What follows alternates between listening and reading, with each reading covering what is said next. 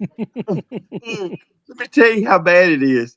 I've been so rut. I didn't even hit go live. So me and Eric was sitting here talking, and I wasn't even live yet. Yep. Been there, done that. Well, look at there. Have any There's plans people. to go live today? How about what? It'd be real sweet if you had plans to go live. Yeah. Well, I had plans to go live.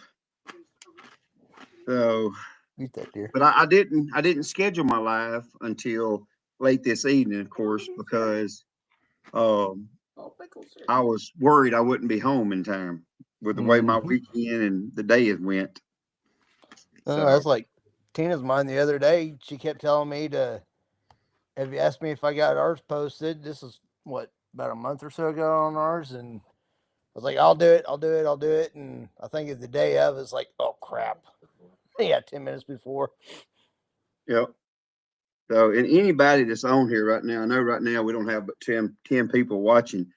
Guys, any of y'all want to jump over and go watch from Mr. Paul or go watch from Eric and Tina? They're co-streaming, so it'll help them with their watch hours, and I'll still get credit too. So don't worry about here, and I'll try to keep it up with the chat, so everybody can see what's going on with the chat. Yep. Who is this here? Look, we got one more. I went by Mom's house and she was making. I'll still get credit too, so don't worry about here. Paul's is there, Chris, on your chat, so everybody can see what. Hang on, let me get with. That's a good looking hat you have there. We got one more. I went by Mom's house and she was making. I'll still get credit too, so don't worry about here. Paul's your other one. There, Chris, on your chat, so everybody can see what. Hang on, let me get. There we go. There you go. Good. Sorry. All right. I've only got my bunny hat. Yeah. Hey, Joe. I'm going to have to buy a Paul Case hat, I'm sure. What does Mr. Paul have there? Good luck. Paul Case ain't even got a Paul Case hat. What do you eat? Is that Cheerios with hearts in them? I don't know. Mom put it in this Chex Mix, and I can't quit. So apparently it's heart medicine. I don't know. How you doing, She's just saying she loves you. Yeah.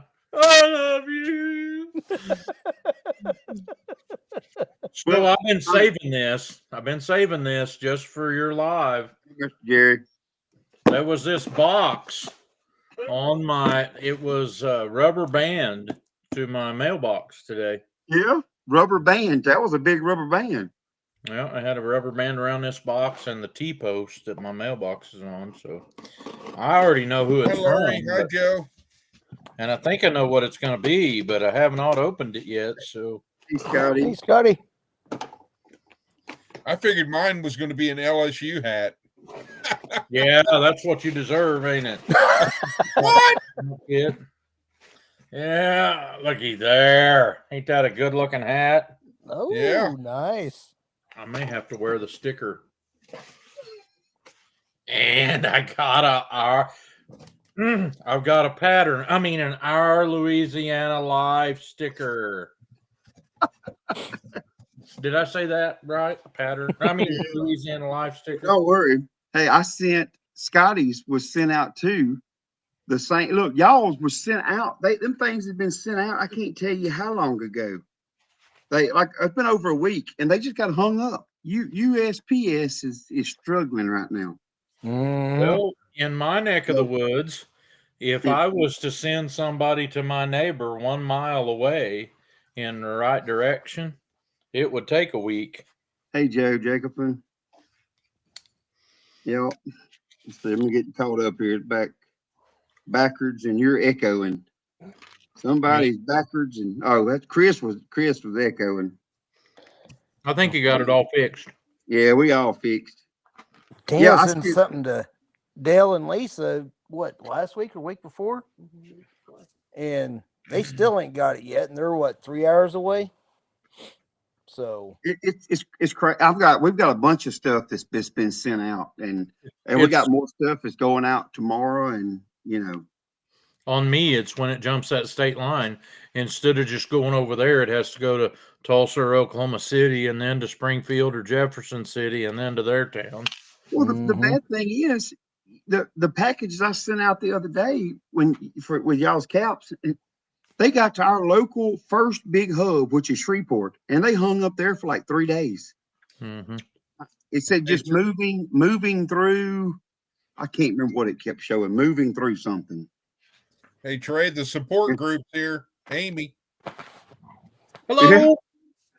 Yeah. I can't miss clicking on anything because Amy will accuse me of skipping somebody's comment if I don't show it here. Hey, y'all, I seen where Amy was present while they were butchering chickens. Oh. Yeah, they did a good one. They went to the Oklahoma Baptist Home for Children and taught a whole bunch of young girls how to process some chickens. I think I'm like, I can't do it, but I'll go over here and applaud for them. Colton Brook. Mm-hmm. So yeah, I've got more caps ordered. So I just my last, I had a few caps left. So and Scotty, apparently the cap that I had wrote down for Scotty was not the color cap he wanted. I got 2 caps left. He got it in today. He said, "Man, I love my cap." He said, "But it's not the green one that I asked for." I said, "What?" I said, "Man, you want a black one?" I said, "Man, oh, I got too much going on." I don't know, Chris. I kind of look at you and I'm like, are we related? Well, I did shave my 5 o'clock shadow off, so I'm the only one that doesn't have a beard or a goatee or scruff. I'm offended. Hey, Avid, how you, man? Offended. You're the only person I've known that had ever really called it what it actually is. Scruff. That's what mine is. That's the best bear part about this is when sawdust gets hung up in it. Mm-hmm. Or food. Well, beards are great for, food storage. See if I can get one hung up in there. No, the checks won't stay. Maybe I know cut epoxy will stick in that stuff bigger than anything. I bet. Hey, Avid. I was squaring up this board for Tina that we're doing for somebody and running that through the table saw, and I was wearing more epoxy than anything else. Oh. Mm-hmm. Hey, Amy, how are you doing? So, Trey, you need to teach me something. Hello, Dan. That's scary. Hey, Trey. What you need? What you need me to teach you? Well, I'm trying to. Okay, so if I go to my home or my channel page, it tells me up there. It says I've got 42 subscribers. How do you know? Where do you go to find out who your subscribers are? You've got to get the YouTube Studio. Okay.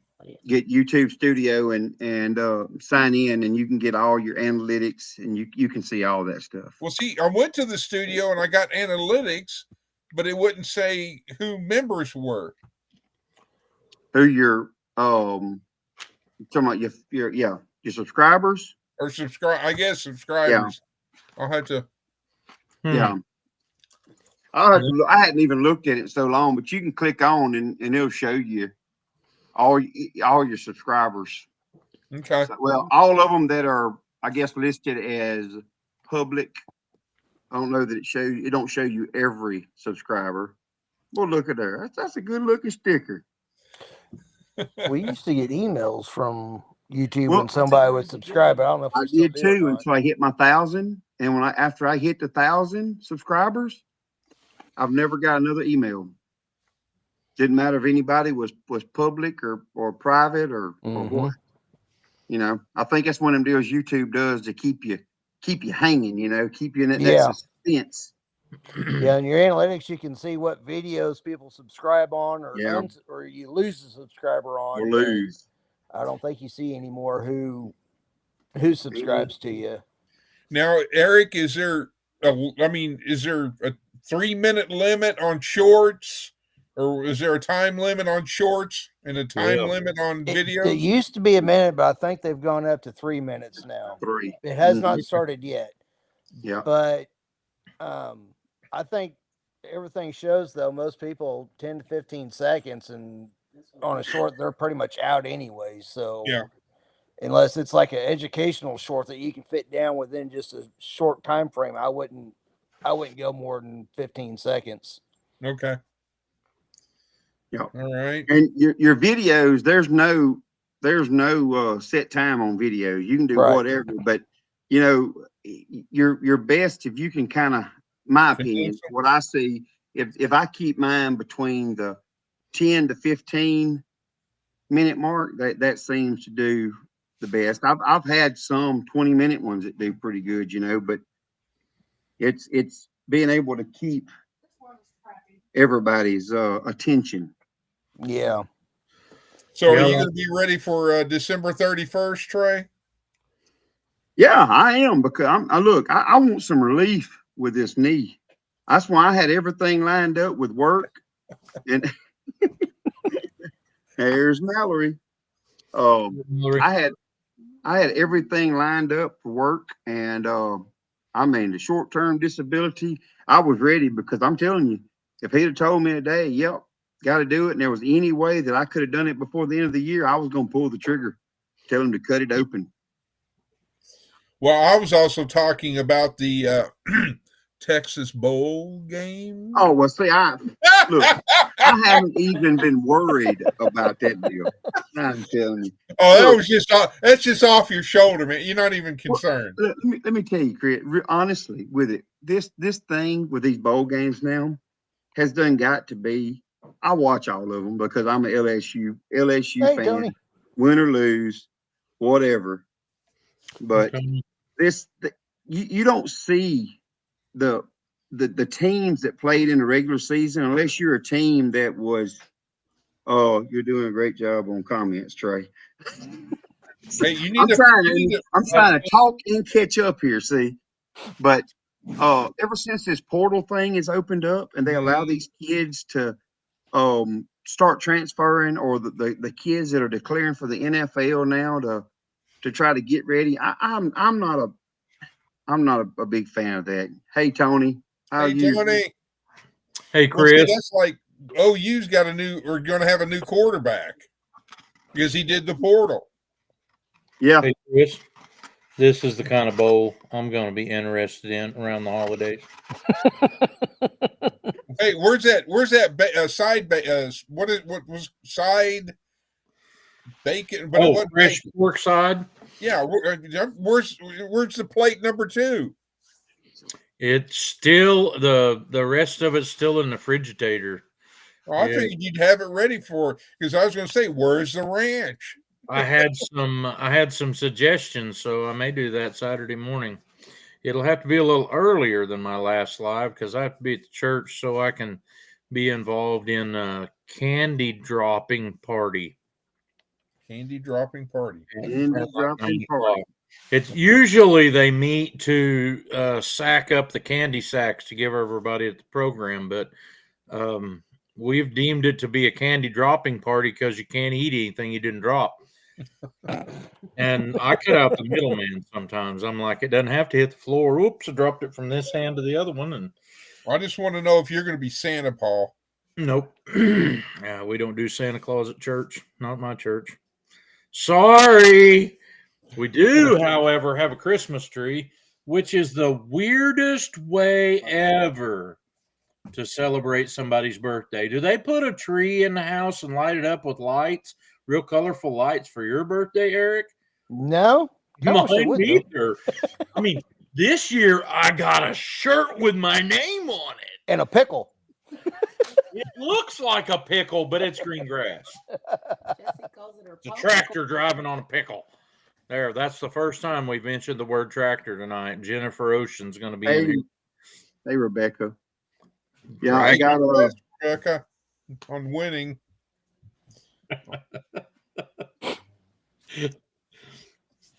Sorry, I couldn't help it. I know you was football interested in them bowl games, but this is the bowl game I'm looking forward to playing. This, if it gets any kind of cold, I'm planning to make me a pot of chili cooked on top of my wood stove. I'm gonna make some tater soup. Well, Yeah. I want to know, Eric, what about the sawmill? I've cut the one log on it so far, and that's all I've had time to cut on that thing. I haven't even hardly been out in the woods the last couple weeks to even get more firewood even. So, yeah. Hey, Evelyn. But I got the carpenter ants killed that was in that one that I sawed up, because that was my biggest fear there until I got those ants going. Yeah. I didn't want to bring any more wood up. So, and it's one of those days I go to the store, it's like tell myself I need to get some spray, and I'd walk out, it's like, crap, I forgot the spray. I get the next time. So I finally got the ants killed off, and yeah, we've been busy in the shop and with other stuff. I haven't even been out in the woods. I gotta get out and get the firewood cut too. So, but yeah, I do have a couple logs out there cut that ready to go to the sawmill. I just got to get them drug up and on there and get to work with it. Well, I'm going to. I say I'm going to. I am debating on getting me one after the first of the year. My wife uses a lot of that kind of language, Trey. I'm going to, gonna. I'm helping Rebecca out. She's asked me a question there, and this is the answer. Yep. But there you go. The question was not what my address is.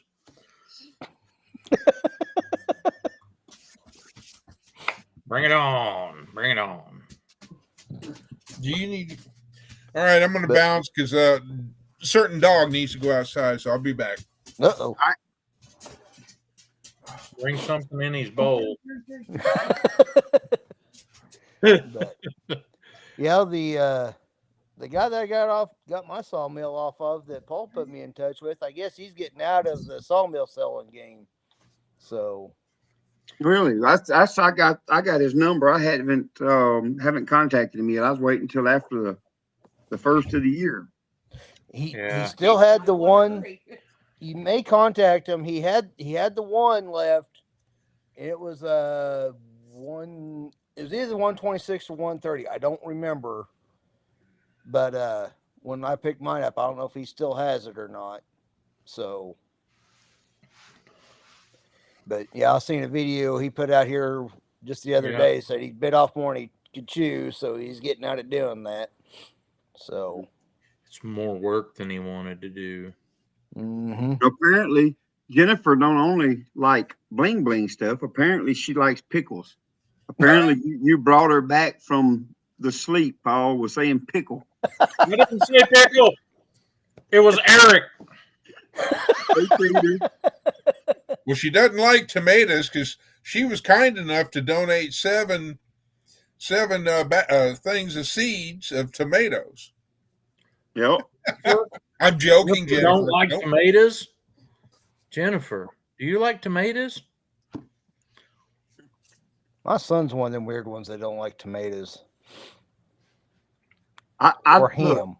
I don't like tomatoes as far as the raw. I don't. But now anything that's made with tomato paste, tomato sauce, rotel tomatoes in it, ketchup, I love it. But it's I just do not care for the raw tomato. I think she's listening to something else, so I can get by with this.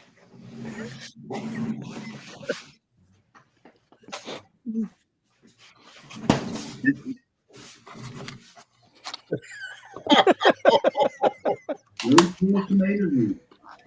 been in the fridge for over a week. I'm gonna make something with those. Don't eat them all. I'm getting the evil eye, y'all. If you read about me in the newspaper, you'll know what happened. Here comes the flying frying pan. Oh, did you? I guess is that what you was talking about a while ago when you were holding the box up? Make sure you seen that. Yep. Okay, got you. I'm just that far behind right now, trying to talk and go through. You related to Amy? No, but you know, Well, we I all are. We all are somehow. Straight. Yes, right. So you know what tomorrow is, right, Trey? Tomorrow? Yes, sir.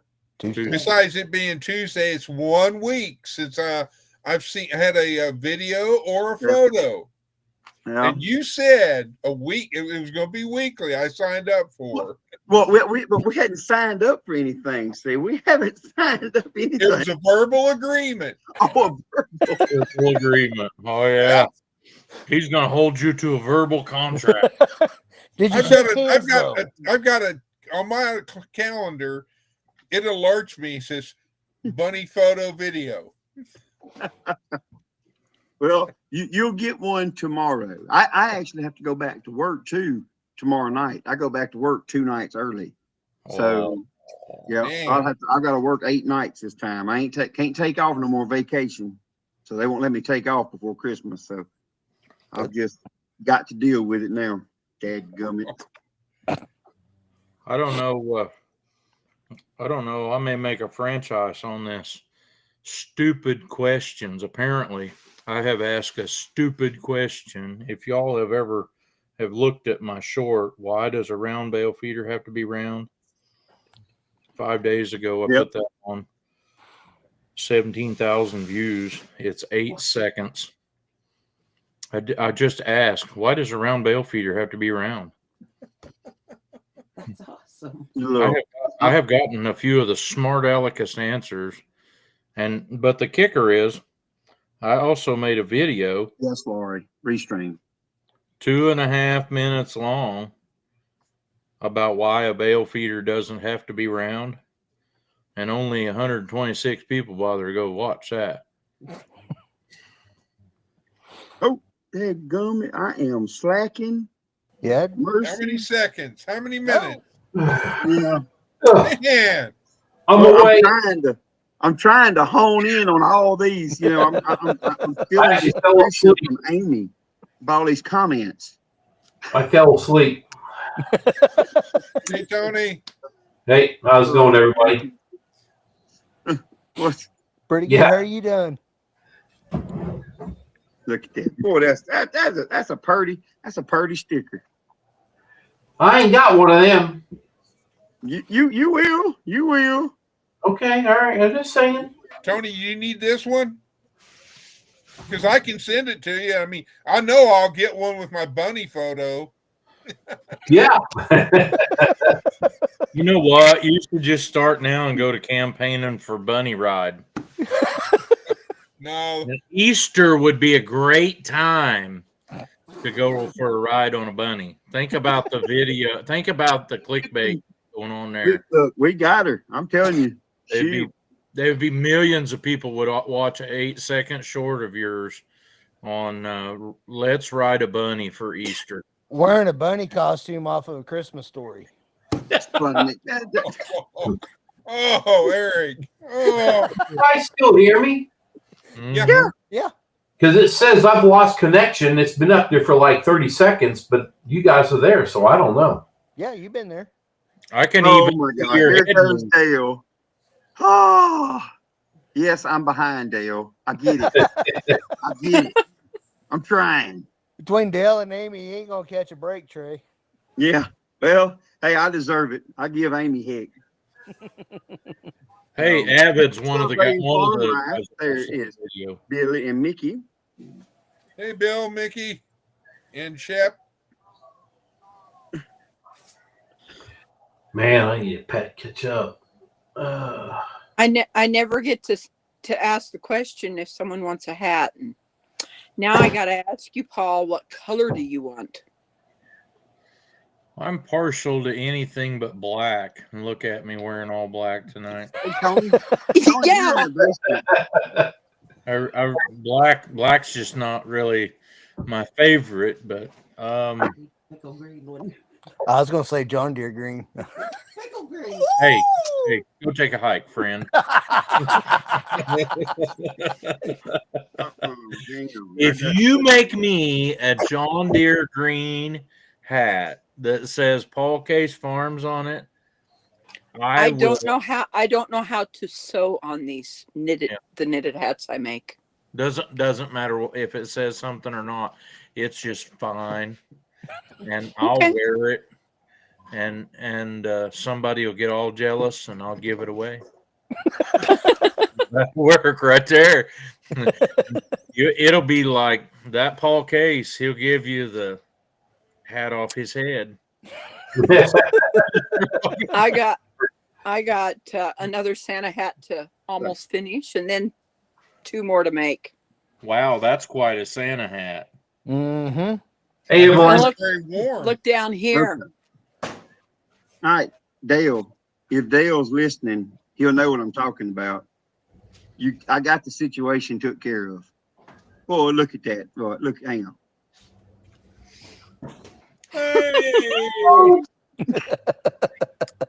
I have been waiting almost a full year to wear this, and I actually had it on a couple of nights ago on somebody's live, and it was sitting right there, and I went, Rebecca hat. Oh, I gotta get it on. That's why I put it on right now. I did wear it the other night on someone's for over an hour, and I said, my head is roasting. I gotta take this off.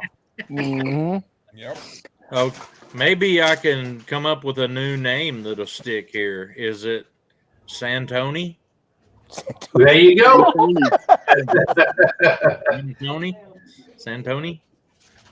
Yeah. Mm-hmm. That'll work. What brand is it, Jennifer? You maybe done said. I'm just that far behind right now. But what brand truck is it?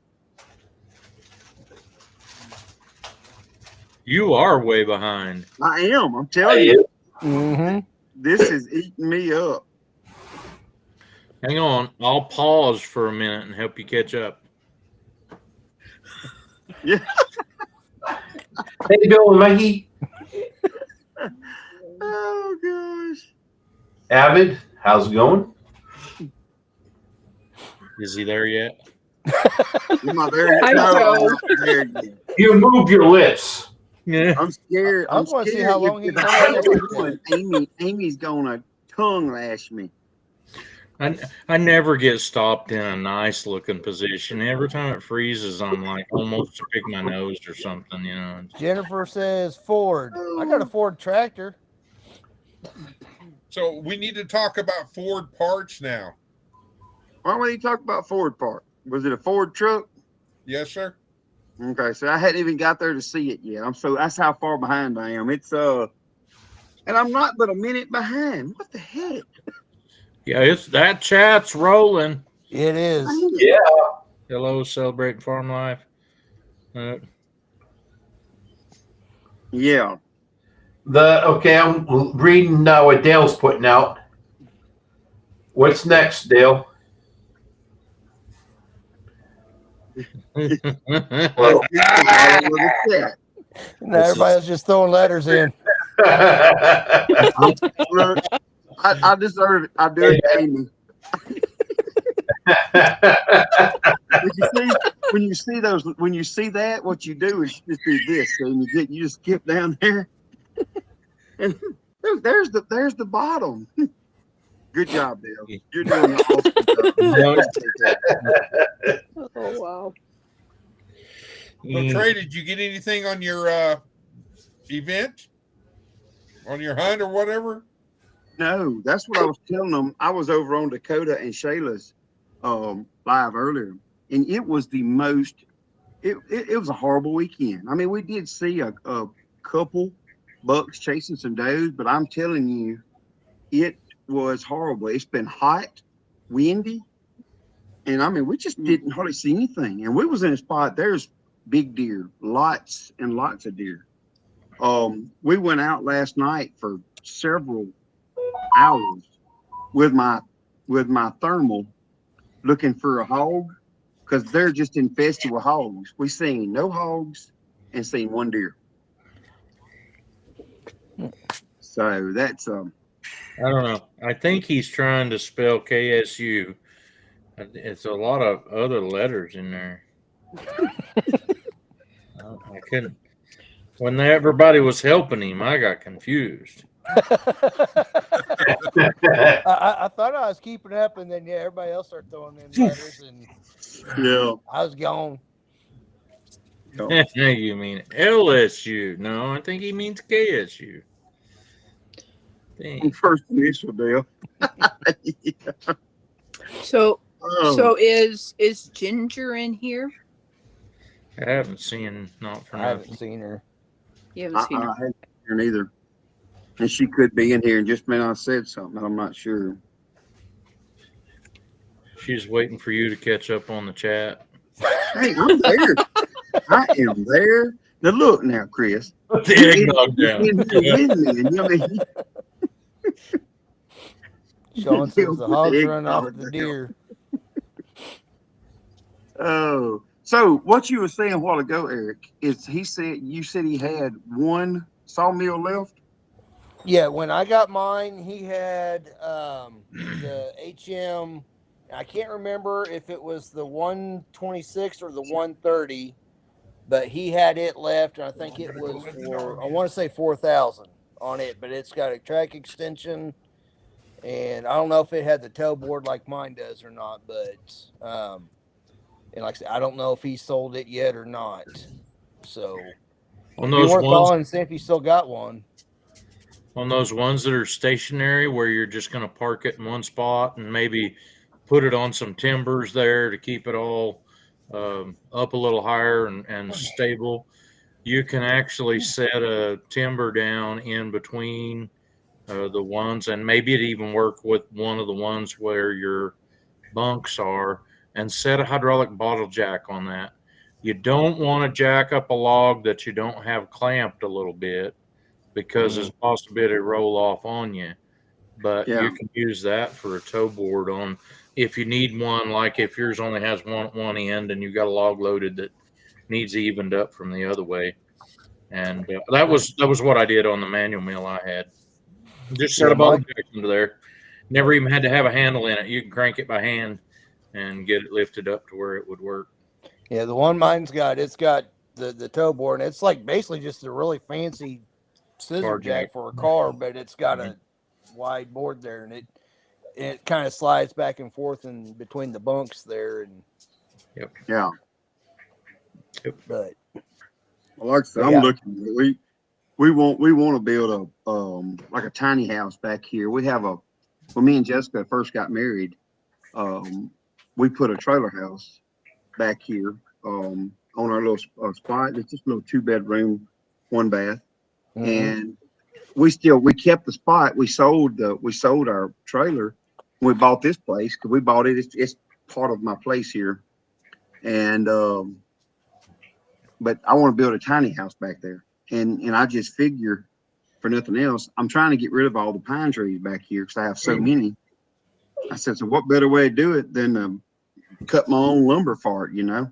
I think with the money I would save on lumber, I could pay for a sawmill, and then when I'm done, whatever's left, I mean, they'll buy that rough cut lumber around here like crazy. I've got a recommendation. Don't make yourself build the whole thing all with rough cut lumber. Put OSB board on the sides to make it really good. The first house that I built, I thought I'm just going to cut every piece of it. And I had actually figured the cost of the framing lumber, and we built trusses and everything. And if I had bought the framing lumber for that first project, it would cost me more than the mill. But I was already involved in logging. And at that time, they had got to where they had no market for a lot of the logs I was selling. And they kind of went from about $400 for a good sized truckload of logs that I would haul to the mill to $100. And I decided I wouldn't do it for that. And I cut my own logs and built my own house. But that dadgum meal, from about the first time the day I got it home, I had a guy call me and say, "Would you be interested in cutting up some logs for me, a trailer floor?" And I paid for all my blades and fuel while I was building my house by cutting custom orders for other people. Yeah. And we did it all really green. A lot of people will say you got to let that stuff dry, and all of mine was hardwood. So that pine might be a little bit different, but some days we quit working on the house because we ran out of material and went and cut down trees so I could mill them up the next day, and by the next evening we'd have something more to put on the house.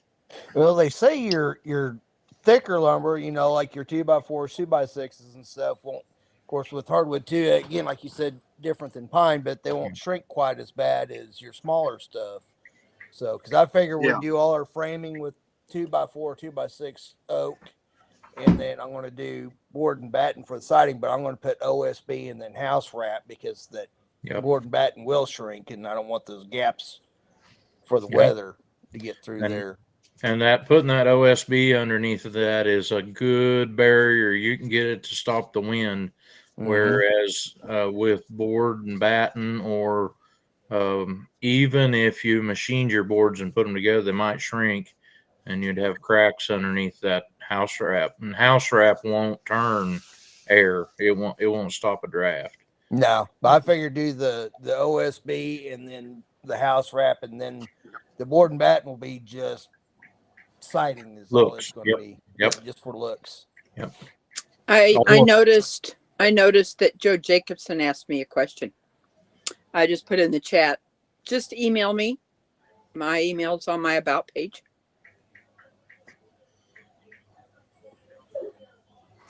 But I did. I went and checked my mail the other day. I told y'all. And Bowen, I got your card, Bowen. All right. And I have me a Bowen old Thunder Stick Homestead sticker. Sweet. Yeah. Nice. Yeah. You need to bigify that and show us that sticker. Hang on. Well, let me get I got tickled at him because he made a comment on inside what he wrote to me that it's not GSPs on the card. Let me see. So there we go. Love it. All right. Here's the sticker. Yeah. We got Bowen sent us a card too. Just we got it yesterday, I think. And I have ours. I was looking at buying a house, so I'm texting him between you guys. And then I hadn't seen Tim and Dana in here tonight, but I got one from Tim and Dana too. It come in, so that's the only two I had got. So just wanted to let them know I did get them. Bowen is such a cool contributor to this deal. I really appreciate what he adds. Completely. Yep. Because look what I got too. Yep. Right. Yeah. Looks familiar. Yeah. That's right. I just smiled. Thank you, Bowen. Yep. All right. I gotta get caught back up here because now I done stopped for a minute and I'll be behind for 30 minutes. Yeah, you was talking about there not being any deer. I believe it was last night on our way home from church, in town in Quapaw, right before you get to the dollar store. There's a curve. We're going around that curve. I think Anita's talking to somebody on the phone who's trying to tell me a story while I'm driving. And there's a great big old doe standing right in the middle of the road, right in the middle of Highway 69. Oh. And I'm like, for real. My help spent a week sitting out under a tree. You usually are. And here you are all the way over at town by the dollar store. Mm-hmm. Only at the dollar store, y'all. Yep. Yeah, dollar store's got everything. Well, look, Deer on the parking lot. I seen more deer. I seen more deer last night. I left. I don't know. I guess I got home. I come home about 2:00. because I had to get up this morning. We had to leave. It was a 2-hour drive to the knee doctor this morning. We had to be there at 9:30. So instead of staying the night last night and getting up, coming in early this morning and try to get cleaned up and go, I just went ahead and come home last night and left my son and them. They stayed over there. But I think that was probably 10, 11 deer is all I seen coming out. And that sounds like a lot of deer, but I'm telling you, I drove, that is for me to get from where the camp was all the way back out to the truck was about an 8.5 mile trip. And that's all I seen. Normally in that little strip, you should see regularly 70, 80 deer. And it just, yeah, I don't know where the deer are. I guess they've dug holes and went in it. Well, we've had some that have begun surfacing since gun season's kind of over, but we had a whale of a rain last night here. Eric, did you get any of that rain?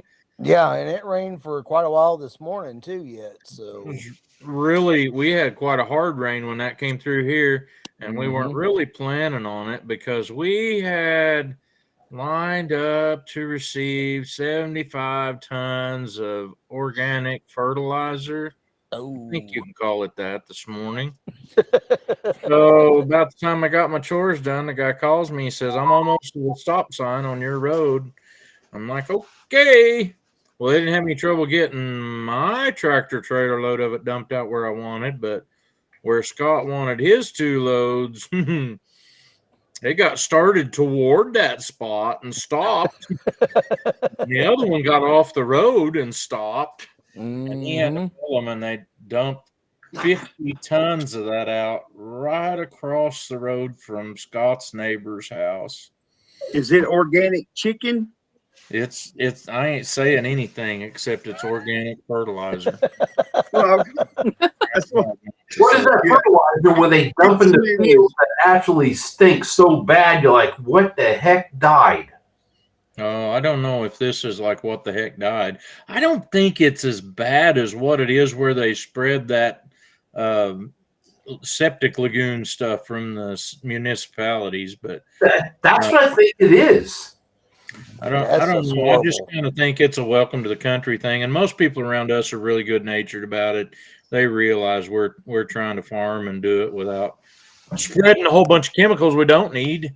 And that's a rough smell. If you get in the right place and the wind's just right, that can be a bad deal for you. So Scott texted his neighbor and he says, that is not where I intended to put that at. And he says, oh, it'll be all right.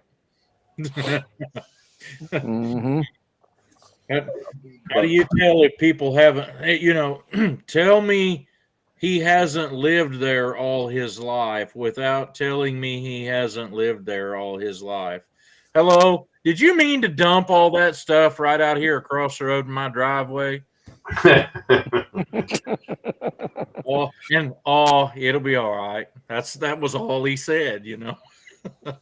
I get what you're saying about if you don't like it, stay in town. But when they dump it, because there's fields within a mile all the way around us, I mean, and they do it at the same time, like, what the heck? Yeah. Time to stay in the house. There is times when it'd be worse than others, and I kind of think the winter time might be the time to get it put on. Better chance of rain. People's not outside all the time doing stuff to where you'd notice it as bad. And, you can kind of plan maybe for wind, but we get wind out of the north and out of the south, alternating days. So, right. But yeah, welcome to the country. We have animals that have sex outdoors. They make funny noises and they smell awful from time to time. If you don't like it, don't buy the place next door, friend. The only issue I'd ever really had was we had some neighbors out here off of 90 here, just before you get to I-49. They was spreading the lagoon stuff. Well, they was doing it during when it was raining real hard a couple years ago, and the trucks going in and out, all that mud. Hey, Jen. 90 made that slick. Yeah. And after a few wrecks, Highway Patrol finally made them go out and stop spreading until they got all that cleaned up. And I watch a guy on YouTube that's called Farming, Fixing, and Fabricating. His family have a big dairy, and he does their shop work and most of their farming, and has a crew of about 10 guys that he's over. and some of it's family still even, but they actually have to take a backhoe to the places where they're going in and out of fields, like when they're hauling liquid manure to fields on semi trucks, and any place that they might get some mud on the road. If they don't have a backhoe there or a machine there they can scrape the road with, when they do that, the highway patrol will catch them and shut them down. Mm-hmm. And I'm like, well, add one more time, you'll have to make a trip over there to move something, you know. But, Hey, Trey. Yes, sir. If you don't mind, I would like to just, if I don't enter, I'm not trying to take away, but I was just wanting to say somebody needs to think about what happened up there at that Christian school. Maybe, send some thoughts and prayers that way. I guess I haven't even heard. I've been completely we've been completely off grid where we've been. So I haven't even heard what. Yeah, I haven't either. It happened today. 18-year-old girl shot. I don't know. I've seen between 3 and 4 kids, and a teacher are dead. Oh, and the shooter. The shooter. And she was 14 or 13 years old. 14 years old, I think. Oh, but wow. I was just thinking we could say maybe send thoughts and prayers to all those families, because it being the time that it is, and now everybody's, Paul, you want to take over? Sure, I'd love to. And now, where did you say that was at? I think is it Wisconsin? No. Yeah. Wisconsin. Okay. All right. Let's pray. Heavenly Father, Lord, we lift up to you those that are in Wisconsin involved in this incident. Father, for the families of the ones that were killed, I just pray that you would deal them special measure of comfort at this time. Father, I pray that you would help them so that they would receive the answers that they need. And Lord, help them not to lose hope. And Father, for all the ones that are responding to this, I pray for their safety. And Father God, that you would just have your hand on that whole situation. We know, God, your word says that you're working all things to the good of those who love you. And so I pray, Lord, that you'll help us to see the good that comes out of these situations. And then days to come, there would be good news instead of sorrowful news and sad news. And Father, we just place them in your hands and in your care. We pray that you'd comfort them this time. And we love you, Lord. Thank you for Jesus. Thank you for sending him to be our Savior. And it's in his name we're praying today. Amen. Amen. Thank you, Paul. Thank you, Trey. Thank you, Paul. Yeah, I really hadn't. I mean, I come home this morning, I'm telling you, I have not looked at my phone. We went to the doctor. We didn't get out the doctor till about lunch. And then we went eat lunch. And then we got some more Christmas stuff. And then we had a 2-hour drive home. So, and then we got home and Jessica went straight to cooking. So to feed all these rugrats we got running around here. Well, I do a lot of joking and horsing around, and I appreciate the fact that y'all put up with me. I know you only keep me around for comic relief anyway. Wait, Paul, wait a minute. Bye. No, I'm not leaving yet. I'm just saying. You're trying to get rid of me, Tony? No, but I thought that was it. No, he ain't been in here long enough. You keep everybody on edge. With that, it usually means you're blank, you're gone. So I wanted to say bye before you got to that point.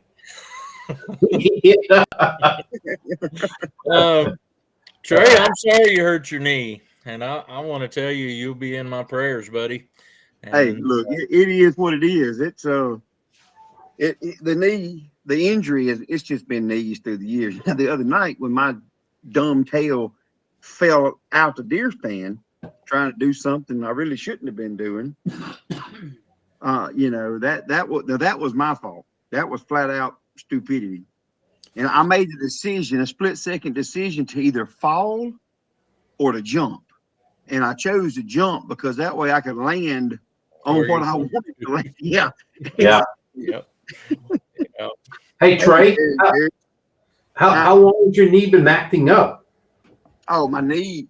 Man, I'm gonna tell you, Tony, my knees, even when I was a kid, I've been a catcher in baseball, and I've been very, very, active in sports and stuff, since I was little. And my knees always give me problems. And my memo had both of her knees replaced. My mama has now had both of her knees replaced. My son, he has, his knee is hurts him. And we done had 2 or 3 MRIs on that one knee. He took a real bad lick in football a couple years ago, and but they can't find anything wrong with it. And mine, I could go out to the car and get my X-ray and show you the inside of my left knee. None of my, I have no cushion hardly between any of my knees, but the inside of my left knee has went bone to bone. So that's why the pain has went like it is now. I've got arthritis bad, and and I had to have my left. I did my left one. It's been 3 years. October 11th, I think. What today's date? It's been 3 years. And when they came back and installed a new knee, the doctor came out and told her, my wife Angie, that was a lot further along than what they thought it was. And my right knee right now is doing it. And they told me it'd be about 3 more years. You'll have to have your right one done. And having my left one done is the best thing I did. So I had surgery on my right knee for a torn meniscus 2 years ago. And of course, when they do the meniscus, it does away with some of the padding, your cushioning in there. Yep. But it's fine. I mean, it's got a little pain in it, but it's not nothing bad. But that left one, they did the same surgery on it. October was a year ago, and it hadn't been right since. And the doctor kept telling me that I was just being impatient. So I finally just shut up, telling him, man, something ain't right in his knee since they got through with it. The doctor moved back to Georgia, where he come from, so he's not even here no more. And I just got a whole nother knee doctor, and the one that done one of Mama's and one of Mama's knee replacements. He's really good, and he would have done Mama's second knee replacement, but because my mama had to have a liver transplant about 3 years ago. Now she has to go for any type of surgeries like that. She has to go to the same place that done a liver transplant. I guess they can monitor and make sure she has no issues. So she had to go to Jacksonville, Florida to have it. Yeah, I guess it's been probably about 3 months ago, maybe 2 months ago. I started taking turmeric and other things because of the knee problems I have, and it seems to be helping. Well, some things it does that type stuff. It does when you have your cushion. I forgot what they called it, but when you don't have cushion, you're done. It's over. You're just bone to bone grinding away. Yeah. But I do know the lady that lives just south of me, she has got knee issues and elbow problems, and she's been taking that and some other herbal stuff, and it's working for her. And I mean, she keeps telling me to take it, and I get it, but there ain't nothing for cushion no more. I mean, I'm done. Well, I told them, Tony, what they're going to do, and you probably heard me talking about it already, but there is a shot, and the way he talks, they've been doing it for several years, but if the insurance approves it, and depends on which insurance, they're going to go in. I'm assuming, because he didn't go into detail on that, and go right in around the joint area, and it's going to basically be like a gel that will form into some cushion. It's not a rooster. Mama got some what they call the rooster comb injections. Yeah, this isn't a rooster comb injections. I don't know. It's just some type of gel stuff. When a knee goes bad, from what I've learned, the guy that's done my knee, he scoped both my knees twice. He's rebuilt my shoulder, meniscus, shredded my bicep muscle. I'm kind of friends with the guy, and he tells me that the shot that they give you, what I had was my joints are so bad that the fluid that's supposed to be in your knee for lubrication. Do you have a little egg, or is your back of your knee sore, tender? Yep. My back of my knee hurts, and hello, Dale. And but it hurts. I hurt under the kneecap too. My kneecap, and then on the inside down there low where that is, that's my worst pain. Well, what he's told me was the lubrication when your joint is worn out, the lubrication goes to the back of your knee. So, in that little pocket that goes back there is the fluid that's supposed to be lubricating your knee, which makes the front of your knee bad or hurt. So, like right now, my right knee is getting the pocket starting to. Yeah. So, I mean, if you're whatever knee it is you get a problem with, you probably need to have it replaced. But here's the deal.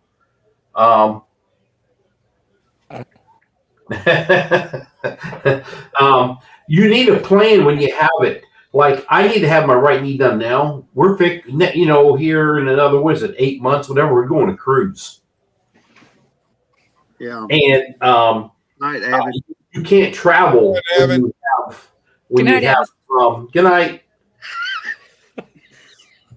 when you have a knee replacement or anything like that, because you can have blood clots. Mom went and had hers in Jacksonville, Florida, at where they done her liver transplant, and I want to say they stayed there for 4 days or 5 days, and she flew back home with it.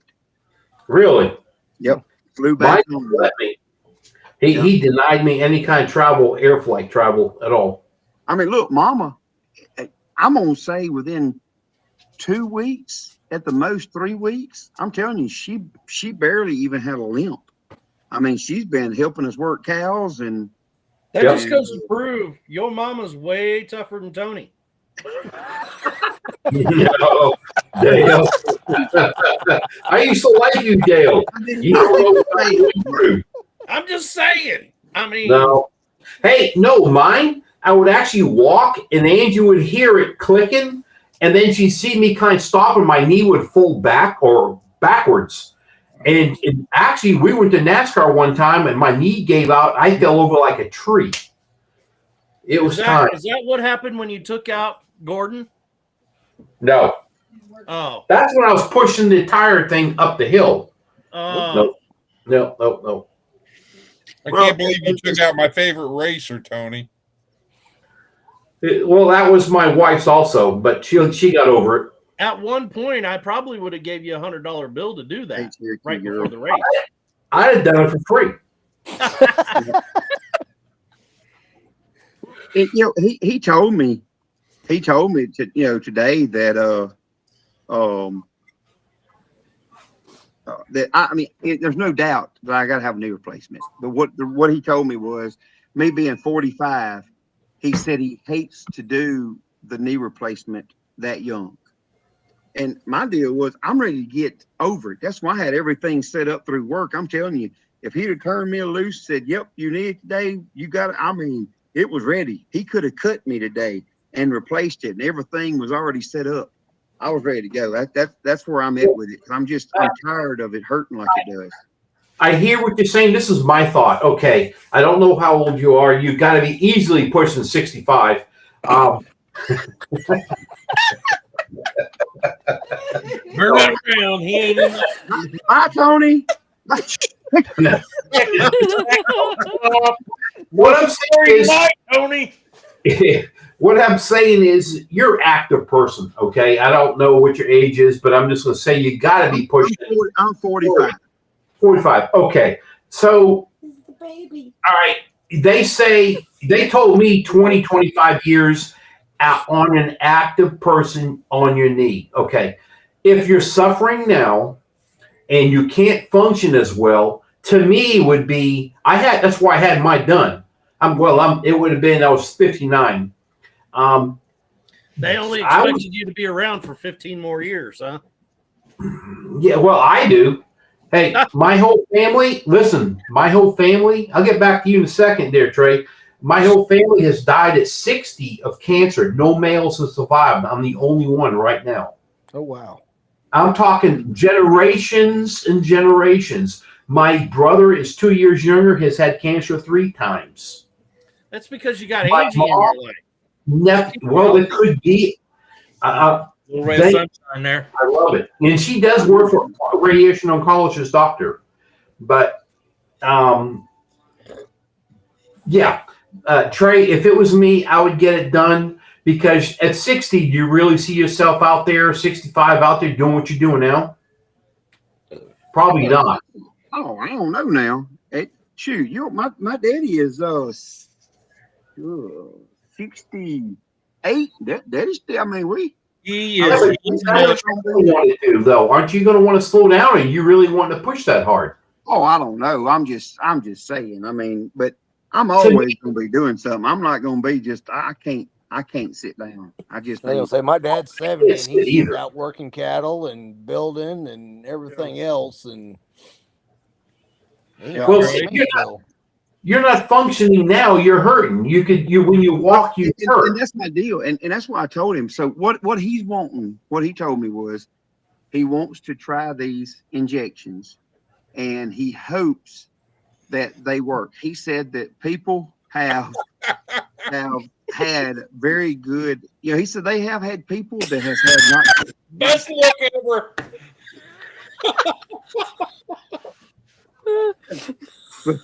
He said they've had people that it wouldn't work. It didn't work on, but he said they have a lot of people that it worked. It didn't work. If it doesn't work, it's because your need's too far gone. Yeah, exactly. And he told me, he said, if we do the shots, he said, we're not going to wait 6, 7 shots down the road and say, okay, it ain't working. Let's do it. He said, once or twice, he said, if it's not giving you relief long enough, he said, it's fixing to be time to do it. What they're trying to do is replace the fluid that's already in your knee. And if they inject it in there and it still hurts, that means your knee is passing the fluid back to the backside of your knee. Dan, I thought that was my brother for a minute. And my doctor told me one shot. If it doesn't work, you're done. Yeah. Well, he told me, I think like Mama's first knee replacement that she got, which is now being, I don't know how many years ago, it was supposed to be, but around 15 to 20 years is what they were saying, they expected the knee to last. He told me today that it's 25 to 30 years on a knee replacement now. Well, they go by how active that you are with your knees and stuff. They better put me a grease alamite in mine when they put it in. Hey, yeah. Trey. You need to look at Cherokee Girl's comment. I'm trying to go through them here. It'll make you think you don't have no problems. So, Tony, Trey said that his dad is 68 and he's 45. And I know that you're close to his dad's age. So, are you related to Trey? No. I don't sound like Trey.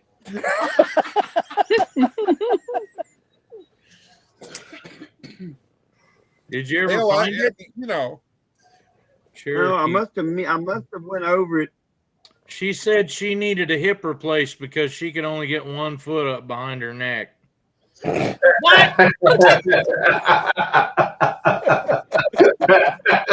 I didn't see that. Yeah, you don't need to see that because we don't need to see stuff like that picture you've got, Tony. Tony's got his statue out there. Over there. No, don't you even. I'm not doing it. Because I seen you putting something. You're gonna drink something though. Yeah, it'll be all over the screen right before I come. I know. Then you'll hit the button. You're gonna disappear. I already know. But Trey, I'm going to tell you right now, I would be doing it, and that's it, because so you can function. Well, and that's where I was at. I mean, I want to. I just, like I said, it has done got to the point now. Lori's son is son apparently is 421 421 years old. I'm gonna go ahead and get out of here because my right knee is cramping up right now and I need to get off of it. Rebecca. Okay. Hey, Rebecca, look. Thank you. I know. Thank you for that. I'm You're gonna try welcome. that segue one day. Love you guys. Yeah. I love you, bro. See you later. Bye, Rebecca. Bye, Rebecca. Thank Hi, you. Rebecca. Wow, Dale, you really moved up in the world. Dale's lifting me up now. I didn't move up nowhere. Yeah, you're way over there. Thank you. Dale can probably breathe a sigh of relief now. Hey, I did. You'd be really proud of me tonight, Dale. When I was coming into this thing, I looked it over and I realized nobody knew who Essex Lop was, so I pushed it to be the other way, and now you can read it.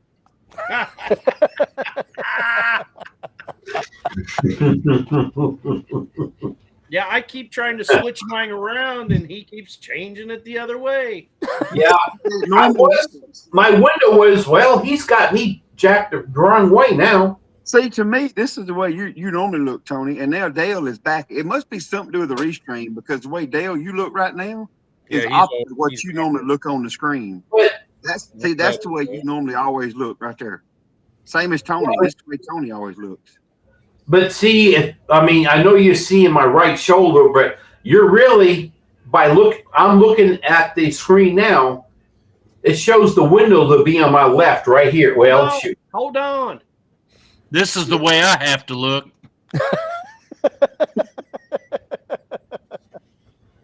Oh God, you scared the crap out of me. Hold on. Now you changed me around, and it's Essex Lop. Oh. God, no, don't do that again. Hey, you know what? I had to put on my glasses because you know what they call the one at the other end of this line right here? They call him a shopper. Oh, that's far too close. The bad thing is you can see Dale in the reflection of his glasses. You can really read the chat in the reflection of my glasses. Lori, Dale again. Restream is some kind of backweirds, or woods, or something. I don't know. It's weird, but working because what I always see. Bye, Carol. Like, Bye, Carol. Bye, Carol. Hey. That's my left shoulder. Hell, God. With Restream and StreamYard, you have the option of swapping your cameras, but I think you just got to People just don't do it on StreamYard. You know why? Yeah. You know why I've been wrong for all this time? Because up until about 6 months ago, I didn't even know that you could switch it. How do I switch mine so it's supposed to be the right way? Because that's the right way. There we go. Oh, but that's not the right way. No, it's not. Oh, my God, that's my window right there on my right shoulder. Yeah, but you're reaching for us. That You're window, reaching for your left. that window forever, Tony, ever since I've ever seen you come live has been on the opposite side of the screen. Right Like it is right now. Yep. All right. I don't care. I'll live with it. When I came on here early, and I think Eric and I might be the only ones that are doing it. I don't know if Chris is or not, but okay. So Cherokee Girl, it's just like anytime you co-stream, whether it's Restream, StreamYard, Streamlabs, don't freaking matter. You're only going to see the chat of the channel that you're in. That's it. That's Right. There's only one way that you can see all the chat, and that's if Trey would click that little button at the top of the chat, and it would be up here on the screen. Yeah, I mean, I can do that. All of them. Yeah, I mean, I can do There that. we go. well, I wasn't even going to talk about that. When I came in on that, though, to co-stream, it actually asked me to look at my image and tell if it was the way I wanted it, and that was where I flip-flopped mine. Yeah. There you go, Crystal. I guess I need to really look at mine. Oh Lord, it's hard to be humble. In every way. But yeah, I don't know. Is it showing up right on the chat right now? Is everybody? Sorry, I would have held up my right arm, but I'm a slow reader.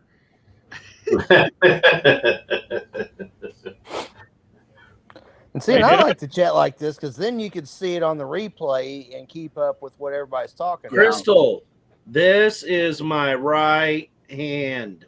This is my right hand. This is my right hand. This is my right hand. This is not my right hand. Where's your hot dog? Y'all got proof. This is my bad hand. Yep.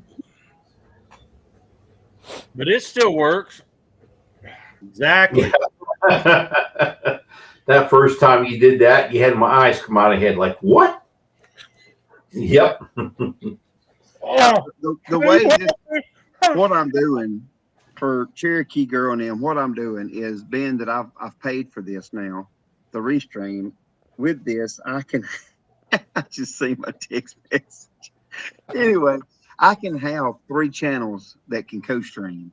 So I'm gonna try to pick every week the 3 channels, and sometimes some weeks it may be the same channels, and then some weeks I'm gonna pick a few other channels and try to share and help everybody get their watch hours, because that's why I said when everybody first jumped on, y'all go watch from like Mr. Paul is co-streaming, Eric is co-streaming, Rainy Ridge, and then I think Dale's got it tonight. And then I didn't get in early because you have to come in before the live starts. And like next week, if Chris wants to do a co-stream, if he wants to teach me. And I don't know if you can yet. That's why I did, because you don't quite have 50 subscribers. So I don't know. You don't need it. You don't have to have it to do the co-streaming software. You don't have to have a single subscriber. Okay, gotcha. So see, now I know. I appreciate what you're saying, but don't count me in because I don't ever know when I can get in on here. Yeah. Well, and that's fine. I mean, I don't, I'll just do,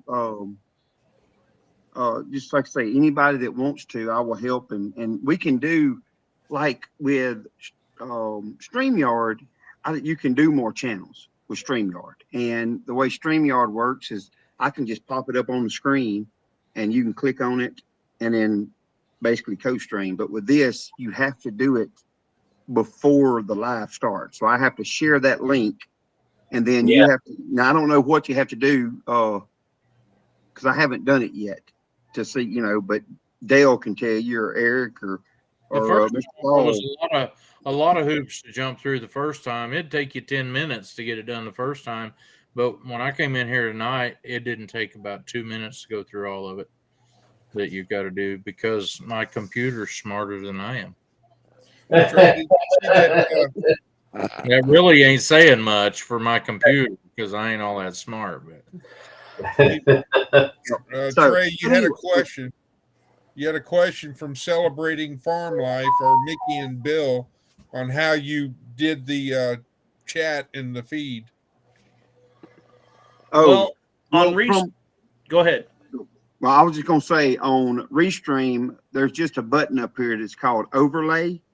You click on it and it lays it. Now, the way Dale can tell you how he can do it, to where you can unpin it or something, and you can move it from the actual YouTube. But Dale, I've done it, but I don't remember the exact steps. You but can in pop Restream, it out. So if you're a guest, you can go into YouTube, you can pop your chat out, bring it over here and lay it over the top of the chat in Restream, and then you have the active chat you can chat in while you're in Restream.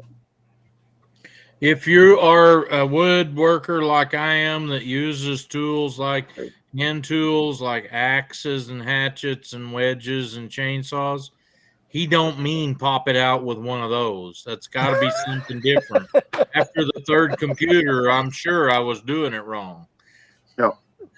Yeah, and to let y'all know, us talking about some more of it. If y'all want to go help these other channels, anybody that goes in, if if you pick, if you want to watch from Eric and Tina, Rainy Ridge, they'll get credit for the watch hours from this. But I also get the credit from anybody that watches on there. Yep. So don't get on mine and think because it's my live that y'all have to be on here, because no matter if you watch it from Mr. Paul's, if you watch it from Eric and Tina's or whoever else is co-streaming, I will get the credit for it. But all Tina's this on there does trying is to mess people up. Oh, I'm seeing now Teeny's in there in Eric's chat, isn't she? Oh, Hello, Sean. Are you logged in under me or? My okay, I can get caught up. Oh, okay. Okay, Paul, hold up for me. So, but anyway, so that's all I'm doing. I'm just doing that to help whoever else get the watch hours and help, because this live, I mean, Amy and them helping me doing the same thing. That helped me get my watch hours. What in the world is a tectardation? Tardation. Tectardation. I don't know. I'm trying to get down here. I've been talking, running my head, and seeing I go to getting behind in the chat. I haven't even been looking hardly at the Hey, chat. I'm telling you, when you finally caught up with chat, you were 30 minutes behind. Oh, whatever. I was not. I was 1 minute behind, and somebody kept putting single digits. I mean, I don't know where he learned that from. Yeah, well, we've had somebody telling us that their son was 421 years old, and I hope it wasn't from watching this video. If it was from watching this live that made him that old, forget the knee replacement. You ain't going to make it. Yeah. Hey, my mom has had both of her knees and one hip joint replaced, and Tectardation on this. I don't know what that is. You're tectarded? I hadn't heard of tectarded, but I am technically challenged. Yep. Hey, listen, I follow a channel. We've become pretty good friends. He showed me something that he loves computer. He actually has a ball, like a silver ball inside a tube. And the computer, he's trying to teach the computer, it's like on a pivot, like a seesaw. He's trying to teach the computer to keep the ball in the center. And you showed me a video to this. And I said, you got to be kidding me. How are you doing that? He's been an engineer forever. And he's just working on this stuff. And it was crazy to watch some of the stuff he's doing. It's nuts. And this is all on his own. He's retired, messing with this on his own. We maybe should name our next one Tectards or Us. I don't use that word. So what was the other one that I've used? I can't remember what it was, but it was something along that line, except it wasn't quite so. Oh, Pecan Homestead trying to join it. Nerd neck. Yeah. nerd neck. That's Derek Fowler. That's what he calls himself, a nerd neck. Nerd neck. Mhm. Yeah. That's because you ever want to get Derek started on something, get him started on like Harry Potter. He knows it inside and out. Really? I already had enough things polluting my brain when that came along. I didn't need something new. Yeah. Real quick, the Celebrating Farm Life commented earlier. Trey had it up there for a second. They did their first live, and Yeah. they was asking about they did it on StreamYard on the free version that you couldn't see the chat after the stream. No, normally I think there was a way you could show the So chat you need after to go it went if live, you schedule. I was going to say if you schedule a live stream using either StreamYard, Restream, you need to go in, schedule it ahead of time, go into your studio before you're live. You'll see your live stream. Click on it, go to customization, and make sure that live chat replay is clicked. While you're in there, also scroll down and go to subscriber mode. Click on subscriber mode and set it for a few minutes, up to like 5 minutes. That way you keep the riffraff out, all the couch potato, couch setting, basement loving, mama make me the meatloaf. I'm never going to get a real job. It's everyone else's fault. Troll-headed Nimrods out there. You keep all that riffraff out of there. Yeah. Or if they want to come in, they're going to at least have to subscribe to your channel. Then when you go live, when you shut down your live, the live chat will show up. Now, I will tell you, with StreamYard, it takes 24 hours before that live chat will come on. It's just, that's built into it. Bowen is a Harry Potter. He loves Harry Potter. Yeah. You're getting deep with it there, Bowen. So, Dale, how on this platform, or what do you do like you did earlier where you didn't go off, but your icon came up? So you go into settings and go to your video settings, and you can select on your YouTube audio avatar. But if you have it linked to your channel, it should automatically bring up whatever your channel, your chat icon is. Like you can see everybody there on the screen. Right. You know, you can see that icon on there. I didn't have to do anything. It just automatically. See, mine didn't. See, mine didn't either. So you do it under YouTube or? Yep. So you go to video and then our settings, excuse me. Okay. And then you change it in there. You'll have to go in when you set up your channel. I'm not pushing nothing. It's all disappear from the screen. Yeah. Okay. Well, I'll be right back, guys, since I hadn't figured it out yet. So I'm sorry. I'm a slow learner. Yeah. Hey. All right, Paul, what are you doing? I had done mine. Now, like I said, I have to go back and redo it. Not what's showing up. And it's been certain things I do when it shows up. I don't know what I've done. I don't know. I'm a tech tard, so I. Oh, I'm telling you the wrong place, guys. Over on the left-hand side of the screen where you see your picture, over there it says you're in the show. See the 3 dots at the top? Click on the 3 dots and it says change avatar. Okay. Then what? And hit the plus button.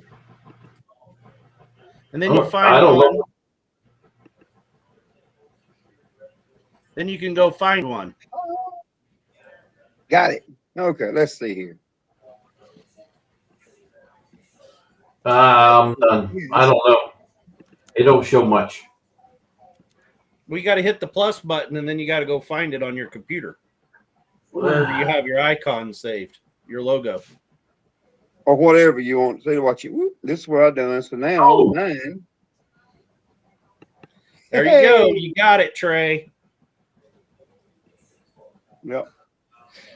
I'm all about helping anybody. I will help you. You reach out to me. You send me an email. I will help you. You ask questions here. I'm going to help you. The one thing that I am not for, if you guys did not gather it earlier, is if someone makes you a moderator on their channel, don't go in there and not do anything other than self-promote yourself. That has got to be the most selfish, horrible thing I've ever seen in my life. I'll be back not in a even minute. your moderating job. Heard this, man. Nothing but promote your own channel. You know. We had one done.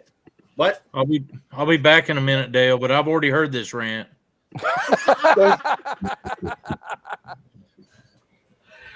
Hey, Dale, okay, I picked what I want, and I've already applied it, and it says done. So if I wanted to do what you're talking about, then what do I do? Click on the camera icon at the bottom of the screen. Yep. Mm-hmm. There you go. Hey, there. Cool. Now, if you want to mute, better there. Now, if you want to mute yourself, Tony, you click on the microphone, and that mutes you. Heck, I look better right there. I think I'll stay here at this mode. No. See, mine was Paul Case Farms, but I put Dale as my hero, and I'm dim now.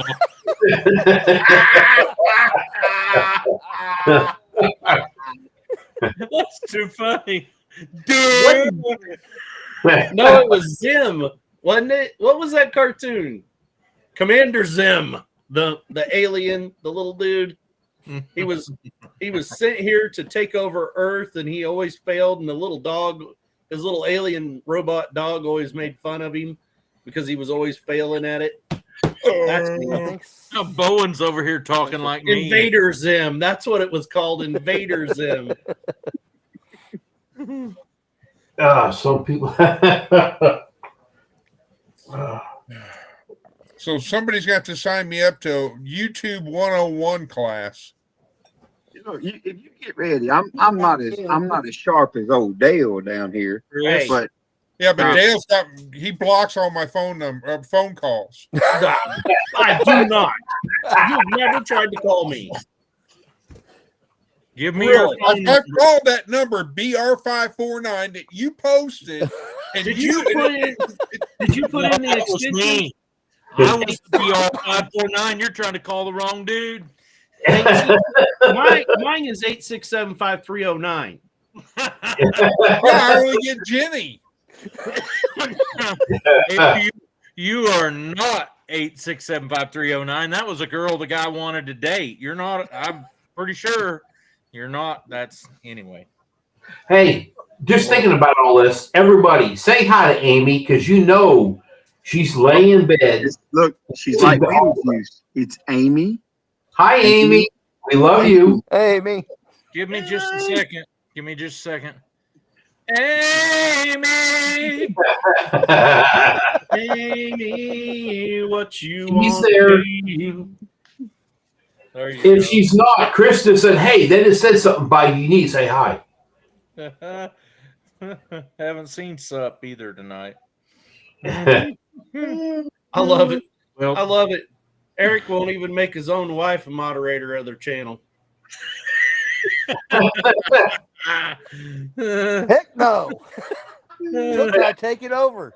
well, Dave, you know there's no danger I here. don't mean to throw rocks here, but I'm just gonna say this. I wouldn't take a class from Jason Crocker if you plan on wanting to be a YouTuber. Yeah, I'm not. Say it. I won't say no more. Hey, Dale, you don't God. have nothing to worry about, brother, of me going into somebody's channel and being a moderator and promoting myself. I can't even do that on my own channel. Exactly. Me neither. Heck, he had to show me how to do the avatar or avatar thing, whatever it's called. I don't know. Hey, I've got an excuse. I'm dim.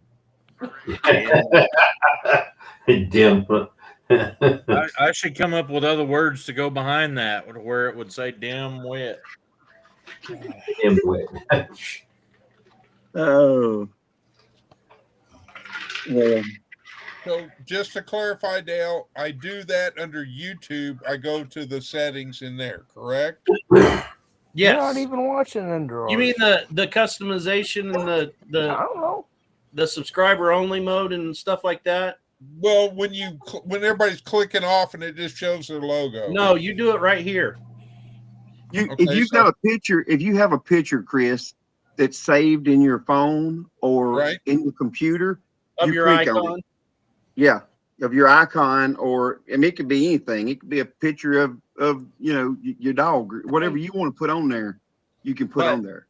Are you on the computer right now, Chris? Yes, sir.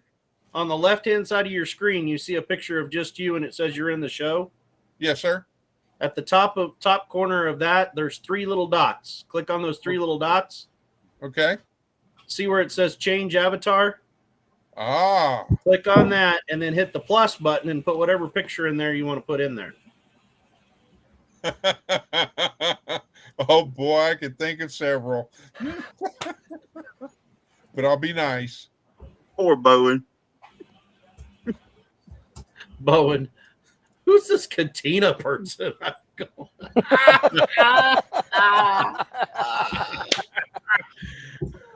I think she forgets that her name's in there like that.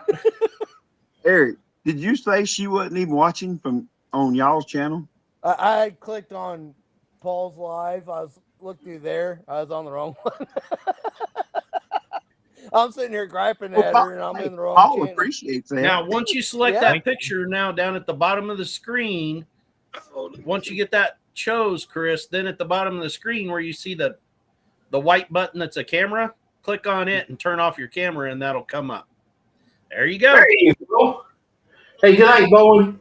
But we're not going to tell you how to get back. Night, Bowen. Night, Bowen. Good night, Bowen. Wait a minute. What happened to Dim? Oh, he's back. No, I'm not dim anymore. Better look it up. I can see it. Well, Bowen ain't going nowhere. He's just telling us he's going somewhere. He's like Amy. He'll be hitting back there inside. And Amy does hear it, guaranteed. She ain't sleeping at 10:30 away. Look at what Nano got in the exchange at the school today with the kids and everybody, all the staff. Don't show Very Amy nice. because she'll be grabbing through the computer to grab Do them you things. think she's going to have any of these left? Because she already went to bed. No. Obviously, there's no cosmic brownies in your house. None. Hey, did you look at that? I want to go to that park. I don't know Tim where and that's Dana at. Mason went to that park, and Dana was telling me all about it. She said, I went to Miss Deborah Park, Dale. Mr. Dale, I went to Miss Deborah Park. You guys need to go. I said, Miss Deborah Park? Well, when you send me that picture, I'm like, oh, I got to go to that. Yeah. They got a cosmic brownie there that's the size of a VW bug. What? The reason I ran across it was because of the Christmas tree. I'm like, whoa. Oh, that's my lovely wife. They made a Christmas tree. I was trying to see what Lori means. Trey William ? Yeah, it's you need to get that comment off from there. Yeah, Trey. Are they winning today? Okay, so Mickey, right? It's Mickey and Celebrating Farm Life. I'm trying to remember. Mickey and Yep.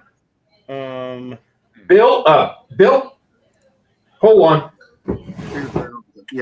Yeah, Nikki Bill. Bruce and Mickey, right? It is. No, it's Bill. Anyway, doesn't matter. Bill, yeah. I'm just gonna go with it. Paul, no. Oh. Anyway, Change it. your question, Celebrating Farm Life. Bill. Yeah, it's Bill. Bill and Mickey. Okay. Yep. To answer Mikey. Yep. All right, Bill and Mikey. So, like I said, if you use StreamYard, if you're going and looking right now at the live chat, it's not going to be there, honey, fella. It ain't going to be there. It takes 24 hours for it to come in.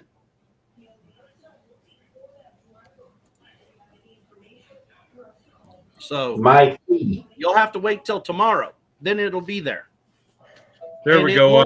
won't happen all at one time. It happens as the live goes. Like as these comments are coming in, that's how it's going to show up. You can't go look at it all at one time. What Viking show is Angie watching? Footballs. Her footballs on.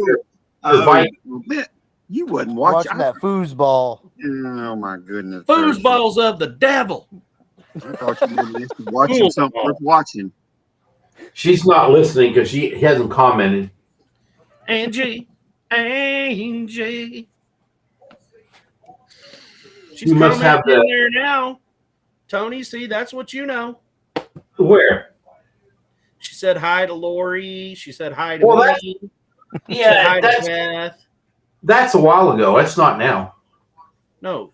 I asked her a little while ago who's winning, and she hadn't responded yet. No, it literally just happened. Look up on the screen. It's on the screen right now. That's happening right now. Is there a way you can see time? Time? Oh, hey, there you go. Tony is the chick of the family. He just now seen it. Oh, Vikings won. Okay. I've been adopted. I'm dropping my old name to the middle. Okay, I gotta make it full screen in order to even see it. What you trying to see?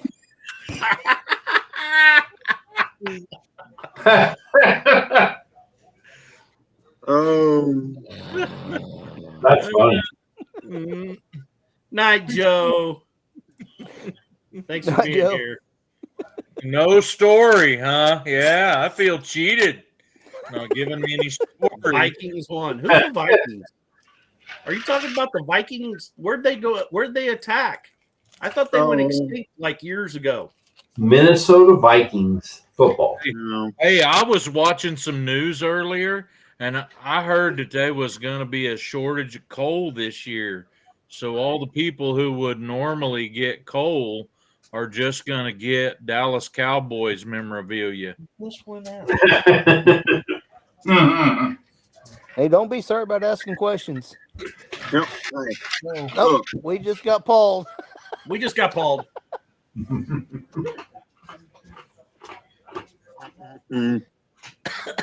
Don't you ever apologize for asking questions.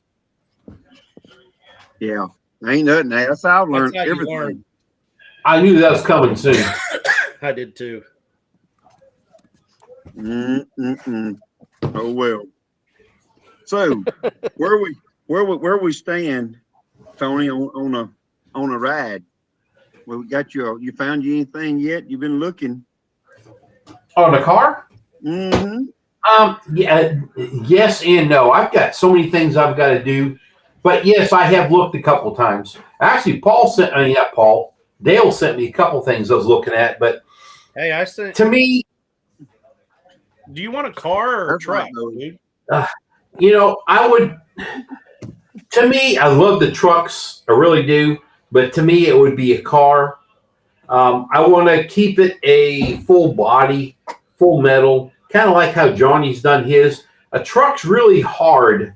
At least you go big tire, and you got to change the frame to hook up because of the body. But to me, I always thought it would be like a Torino, anything in that area, just depending. But I have not been searching because I got so many things to do right now before I can put money into it. Now, if I find somebody that said, hey, a couple $100, I'm jumping on it. Yeah. Night, Paul. Hey, Dale, and I don't use Facebook, so that's why I don't find that stuff. I'm able to see what you pull up, but I don't get on it. You mean you don't want to go rail? No. What's wrong with rails? I did one in Baytown. It could be, but I just don't want to. Hey, guys. Wait a minute, Jan, you're going to bed already? No. Jen needs to jump in. There's no way she's going to bed right now. Anywho, Jen, you need to stay up. Anywho, yeah. All right, Jan. Good night. Love you. There you go, Tony. Check your message. I get tickled at my youngest daughter because she says that. And I think about Jan every time she says it. Anywho. At least that's better than whatnot. Oh, I say that too. Yeah. Of course, the other thing I started saying because it drives Tina nuts is stand by when I'm cutting scenes and videos. She's like, stop that. Stand by. Yeah, but now I can edit it out. Oh. Dale, you heard me say a couple $100, didn't you? Yeah, but that one's running ready to go. It kind of is. I hear you. And you just said the magic word, and that triggered me on it. Yeah, I know. My son. I want a big block, not the 302 for that small chassis. Yeah, but it does look good. Straight as a string. Do you guys watch? Derek VGG? 19. No. 19. You guys watch Derek at Vice Grip Garage? Look, Troy. Tony might get in trouble if he goes looking for a 68-year-old cougar. I mean, Tony, man, I don't want no 68 looking cougar. I have enough problem keeping the one I got. I don't need another cougar. You got that vice versa, don't you? Yeah, well, could be. I just spent my allowance this past weekend on an auction. Yeah, on an upright freezer, so all your meat can end up on your toes. No, I have never. I heard you say that. I'm looking at her like that ain't never happened to us.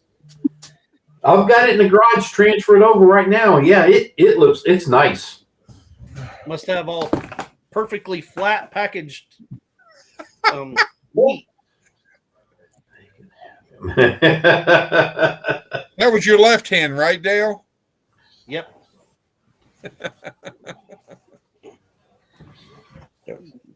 I love you too, dear. You're so loving to me.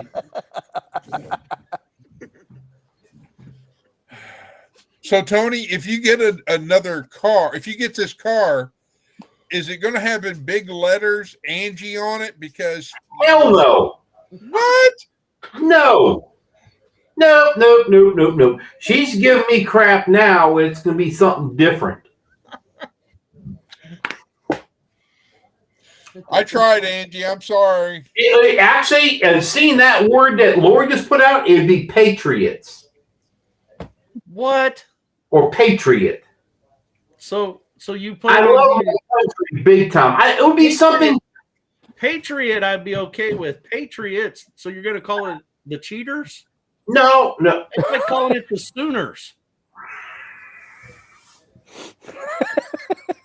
Dale, the Patriot. I'm okay with that. Here's the thing. Okay, we're gonna go as a NASCAR thing. If you're not cheating, you're not winning, and I don't care what sport you're in. It's called working in the gray area of the rule book. There you go. But it would be, because I'm very supportive of our country, I would probably make it, I don't know, something like that. It'd be named Patriot. I don't know what it'd be, but it'd be something like that. That's what. Freedom. You know what? Freedom would be a good one too. Are you going to put a American flag on the roof? I don't know. You guys are talking like I'm doing it next week. He ain't even got it. Any ideas? I ain't got it. You know what? The ideas are there, but I mean, heck, look, I've already got a nice, very rare convertible in the garage. I haven't even restored yet. I started on and I quit. I need to finish up. Why don't you just make it? Put a roll cage on it? No. This car is too rare for this. What is it? It's a 73 Q code convertible Cobra Mustang. Only less than 140 or 160 made. Well, there you go, Tony. You can sell that one for a lot of money, and you can get you a fully decked out race car. Well, here you go. Here's the deal. I already thought I was going to sell it one time for someone else to restore. In between my wife and my kids, I thought I was already dead. They don't want that car leaving the family. They know the value of the car. I mean, and I understand it. So my son, right. The only thing I can afford is a Pinto. Hey, yeah, well, you find the right Pinto, you found a fast car. Yep. Yeah. I've seen some of them tubbed out and V8'd, and they're bad fast. Yeah. Yeah, it don't weigh but like 42 pounds. Yeah. Yeah, and the big things, you can't control them when you've got that kind of power that's under them, and you got to go big tire, and it's hard to control that type thing. That's why, I mean, and I really like how Johnny's got his set up, the chassis, the size of the body, the horsepower. It works on that vehicle, and that's what I would want. If you got to go with full frame rails and everything else, I don't want that. Yeah. The ultimate race between Johnny and Tony. It's been, yeah, it was brought up before, something about that. Yeah. Tony's talking smoky racing. Yeah.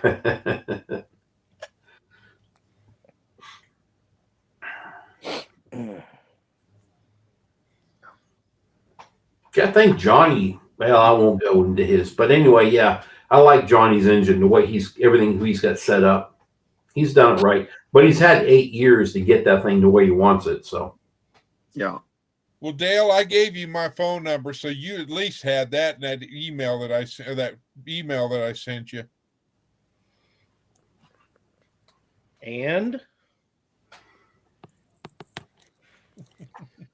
hold on. Oh wait, was that an Amy? Where's Amy?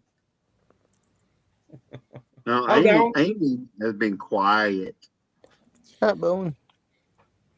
I guarantee she's biting her fingers trying to not text. Well, she said earlier that she was going to put her phone on charge. Uh-huh. Yeah, get a Pinto. You can name it Bean. Yeah. Pinto Bean. Hey, that's all right, Amy. I'm gonna have to put my phone on charge tomorrow night. Kind of what I was thinking. Oh, yeah. Dale, I already know what you're up to. Don't what? You're looking up stuff for me. I already know. No, I'm not. Okay. All kind of stuff. I got somebody call me out, so I'm going to prove a point. Uh-oh. Uh-oh. I think he did.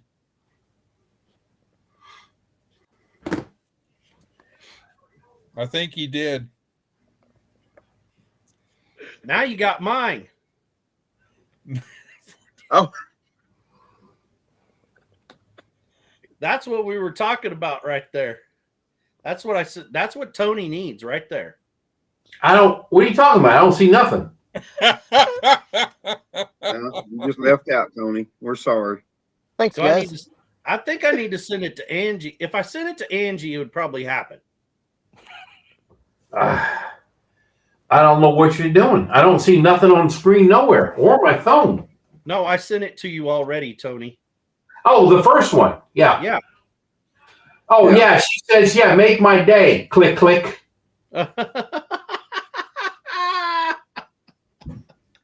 She knows there's a couple things we want to do first. But yeah, no, it'd be something I would, if I can find something, I'd be probably jumping on some way or another. I've actually been looking at stuff to the west. If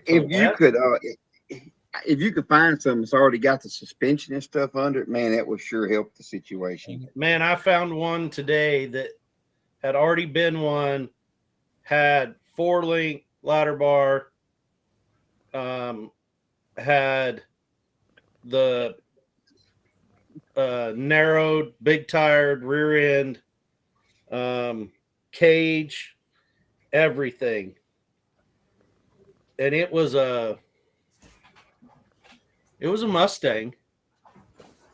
But they wanted like 6,500 just a roller. No engine, no trans, no. I mean, right. I mean, it would still need a ton, you know. Yeah. But see what I've got in a garage. Mine is it's a convertible, so it take a lot of chassis and a lot of. It's too valuable to dig into that. I see that comment there Bill and them made. Look, I went on one day And YouTube, I'm assuming, had unsubscribed me from my own channel. I have my personal channel and I was subscribed to my channel. And I went in one day, I'm like, wait, what? I said, I guess they went in and unsubscribed me. I catch that all the time. I know we've talked about it before. A lot of people, they go in or somehow you get unsubscribed from people. Yeah, every now and again you need to go back through and check. Cause I've had that happen to me as well, and other channels that I've followed for years, and all of a sudden it's like, why am I not seeing anything? And I realized I've been unsubscribed from them. Yep. You see, Angie, there, the second comment down. Yeah, I see you. I see you. I will never buy a Wait a minute. I thought she had like the world's greatest mountaineer. Why does she need a car? I don't have a clue. And then she wants a 69 Camaro. I thought she brags about somebody, her beating people all the time when she drives it. Why would she want something different? I don't have a clue. First of all, I thought you were a Ford family. Why is she wanting a 69 Camaro? No. She's a Chevrolet person. She's like 10. She's one of them weirdos. Yeah. When I first met Angie, I've already told the story.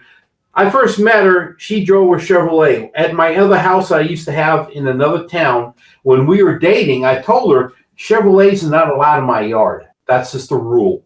I had a real long driveway up on the road. Well, one day I heard a knock at my door, and I looked at the driveway, didn't see nobody, and then she's sitting at the door. I said, where's your car? She goes, well, he told me Chevrolet's not allowed in your yard, so she parked way up the road.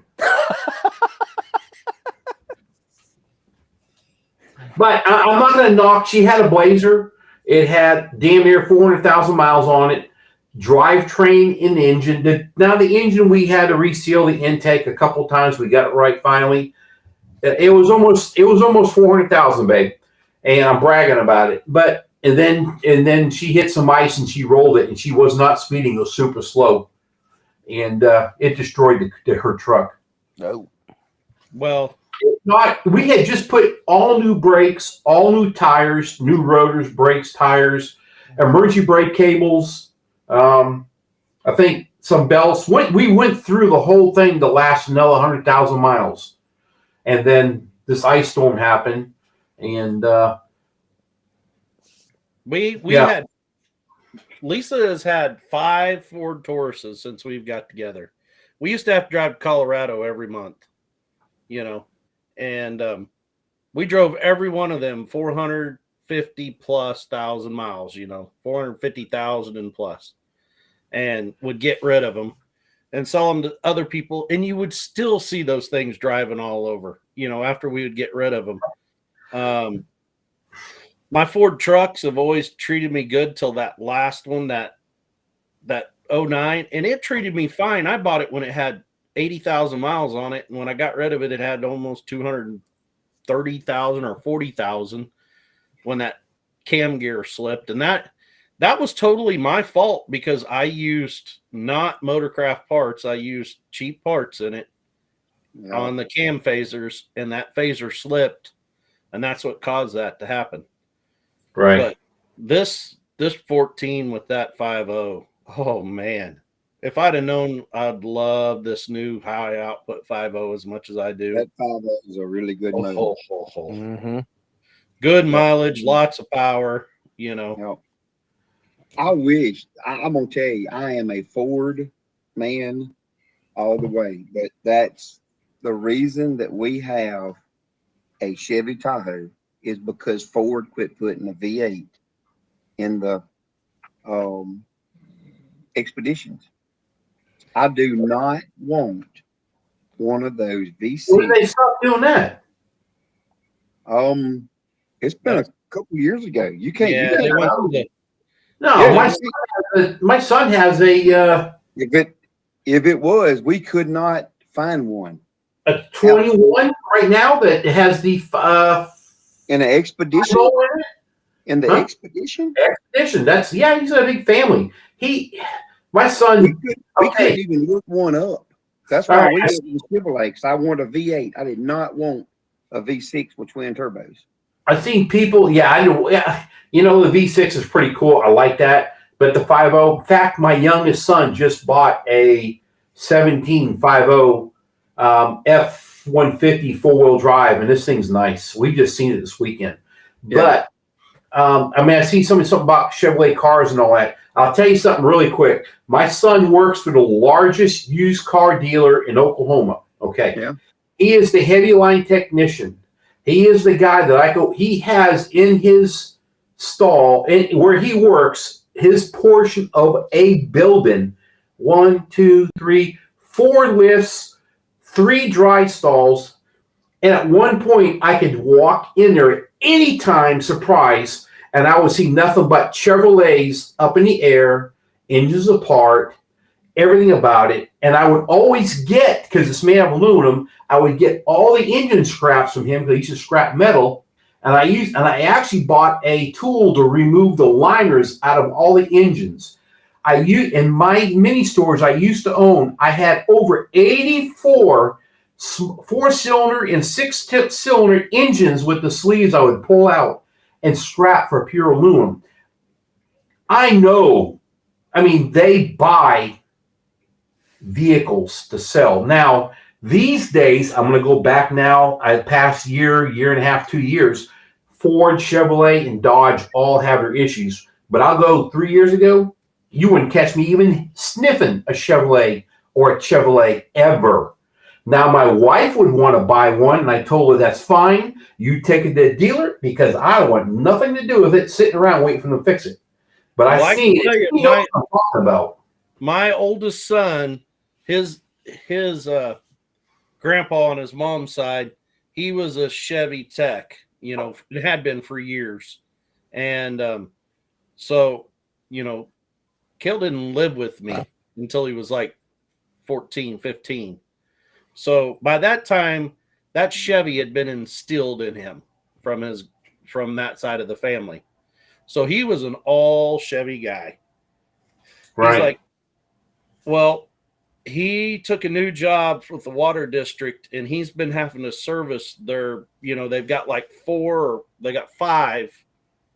half-ton Chevy pickups that they travel, it's a rural water district, so they have to drive all the time, checking meter, checking lift pumps, looking for leaks, stuff like that. He's been having to work on these half tons, for him. He doesn't have to, but when he took the job, he told him, he's like, if you pay me X amount, I'll do the service on trucks for you and stuff. So the other day, they had a 2018 half ton, needed brakes put on it. Kale's like, brake job, that's simple. Like, I'll do that for you. He's like, so he drove it to his house, to his shop at his house. We'll put brakes on this stupid thing. Do you know the new Chevy? You have to hook a computer up to it and reprogram it if you put new brakes on it. Exactly. The truck won't even move. Yeah. You cannot do it as a person unless you own a scanner. I've put brakes on ours. Our Tahoe is a 2018. I have put brakes on it with no problem. This is a Silverado with 4-wheel drive and everything, and it would not move from the driveway. Jessica had I think it was a Grand Prix, and this is like 90. God, what was that thing? A 98, and you couldn't change the back brakes on it without a special tool to take the caliper loose on it. Right. Well, I'm telling you,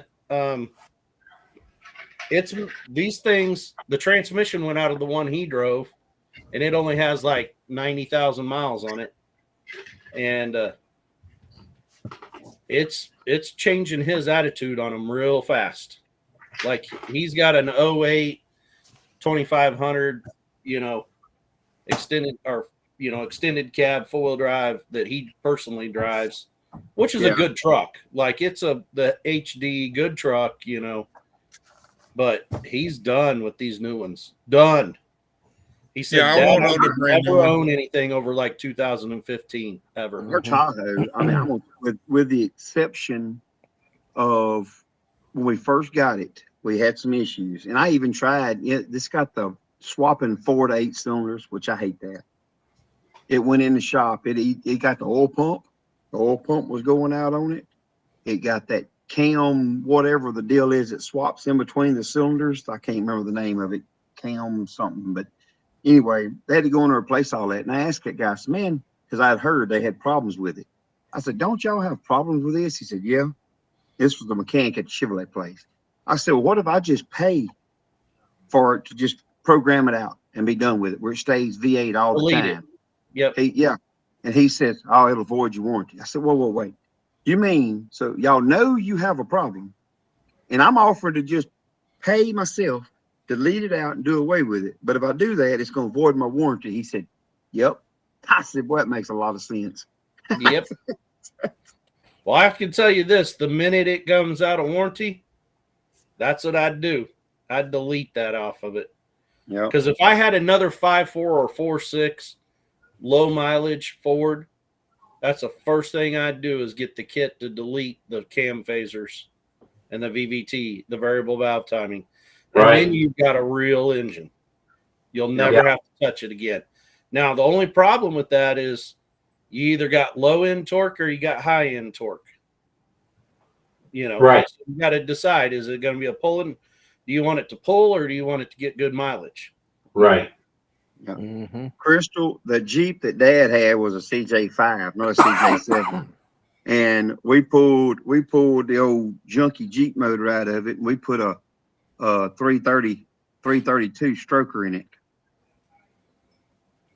So first time we pulled up the other day, I think it's called Neo Mustang, but he took and went and got 351, the 5.8 that was like in the late 90s, early 2000 rollers from like F-250s and Explorers.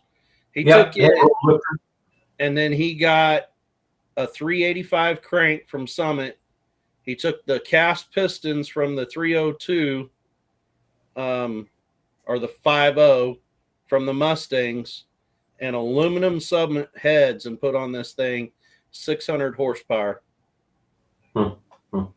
Yeah.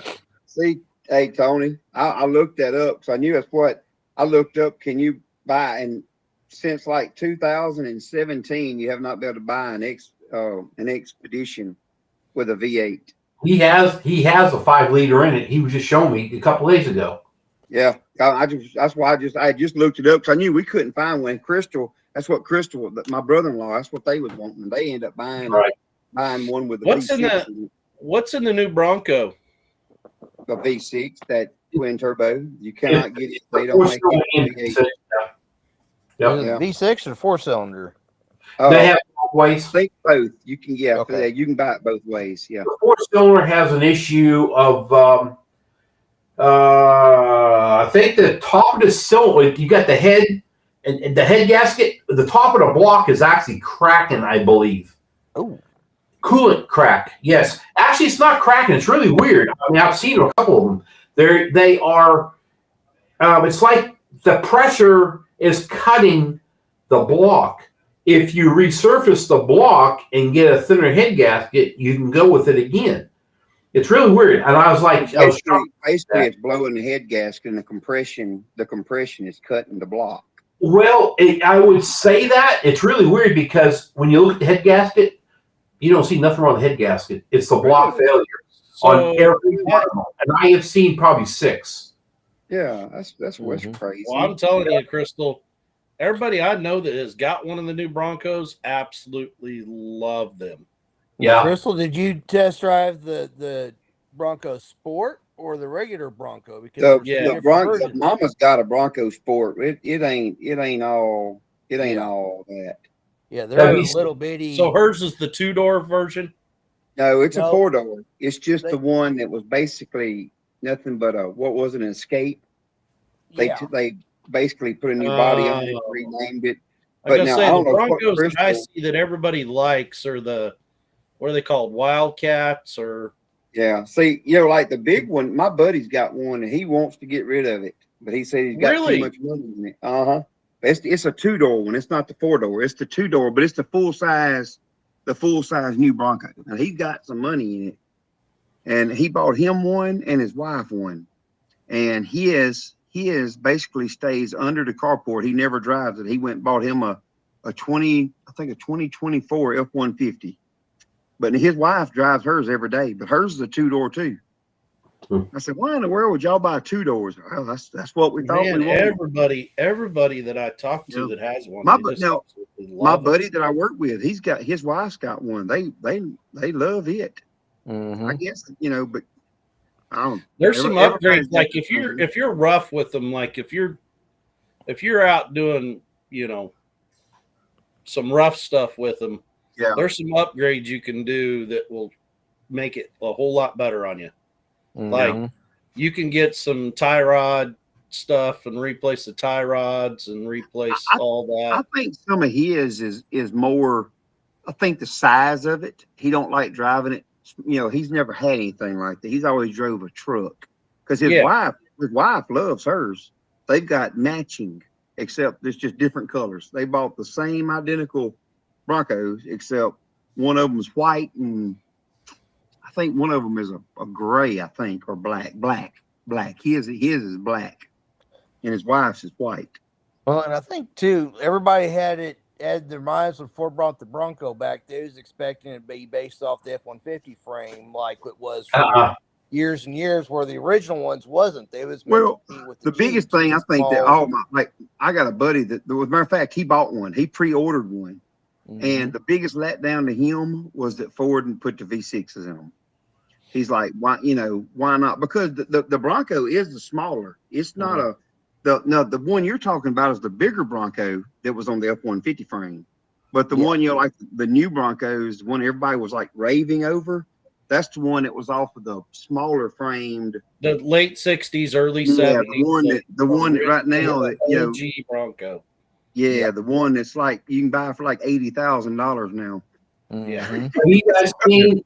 Okay, you got the Ford Bronco. A company has gone and he buys the Ford Bronco. He takes the Bronco frame, he takes out the motor and drivetrain, installs a 5-liter, and he has his own. They don't know where he's getting the sheet metal, but Ford's actually suing him right now because he's using, and I can't remember, it's like the emblem is like Ford with it's like Bronco with a lightning bolt through it or something, but he's re-sheet metal in these vehicles, and it's the 5-liter. Everything about it, and he's been putting them out for like over a year, and I think the price is like $160,000, $180,000. Is that the place in California, Tony? I don't know, and I just seen it very briefly. I didn't look at it, and I really thought the guy was from Arizona or something. But maybe it is. I was just thinking California. I think that's a company that there's a channel called like Light Bright or something. It's one of them rock crawling channels, and they were really into Jeeps. And they got one of the new Broncos and took to this guy. And he did like what you're saying, all this to him. And it looks just like the OG, the early 70 Bronco. The outside is like OG, and the inside, the motor, everything. Those things, and it's like ridiculous. That buddy of mine I work with, he wants him and his wife. They went round and round because that's what he wanted. They took this thing and they took it like Moab and stuff like that, where they had their rock crawling Jeeps, and it just like put them to shame. Like it's stupid, but they kind of alluded to the fact it was like a $200,000 rock crawler. I want to know who has that much money to blow on something that you may roll at any second, or just cave the whole side of it in. Yeah, Tony, because the sugar mama provides the money. Is that who it is? Wait, what's that? Did she say something again? No, we're saying that you have one of those on order, one of those $200,000 rock crawling Broncos. I wouldn't do that. It'd be sitting in the front yard in an old vehicle. I ain't buying nothing new. Heck, they're not worth it because by the time you drive them off, there's a recall or it doesn't matter what company is from. I mean, it's like mine's an '03 Dodge Ram. So I mean, it's like that's the most newest one I've ever owned. And I just, I think Crystal said or somebody said it. I like vehicles where you can work on them, and you don't have to have all this computer whiz bang equipment to work on them. Yep. All right, I just pulled up a lawsuit. I may be wrong about the drivetrain, but they have actually they took the drive chassis and they are remaking the old sheet metal to, it says vintage on the grill, to the old style Broncos. I'm talking like maybe in the 60s or 70s. Yeah, 60 style inspiration. And they're mounting it. He's doing his own sheet metal on the body of the Bronco, and there's a lawsuit going on with it.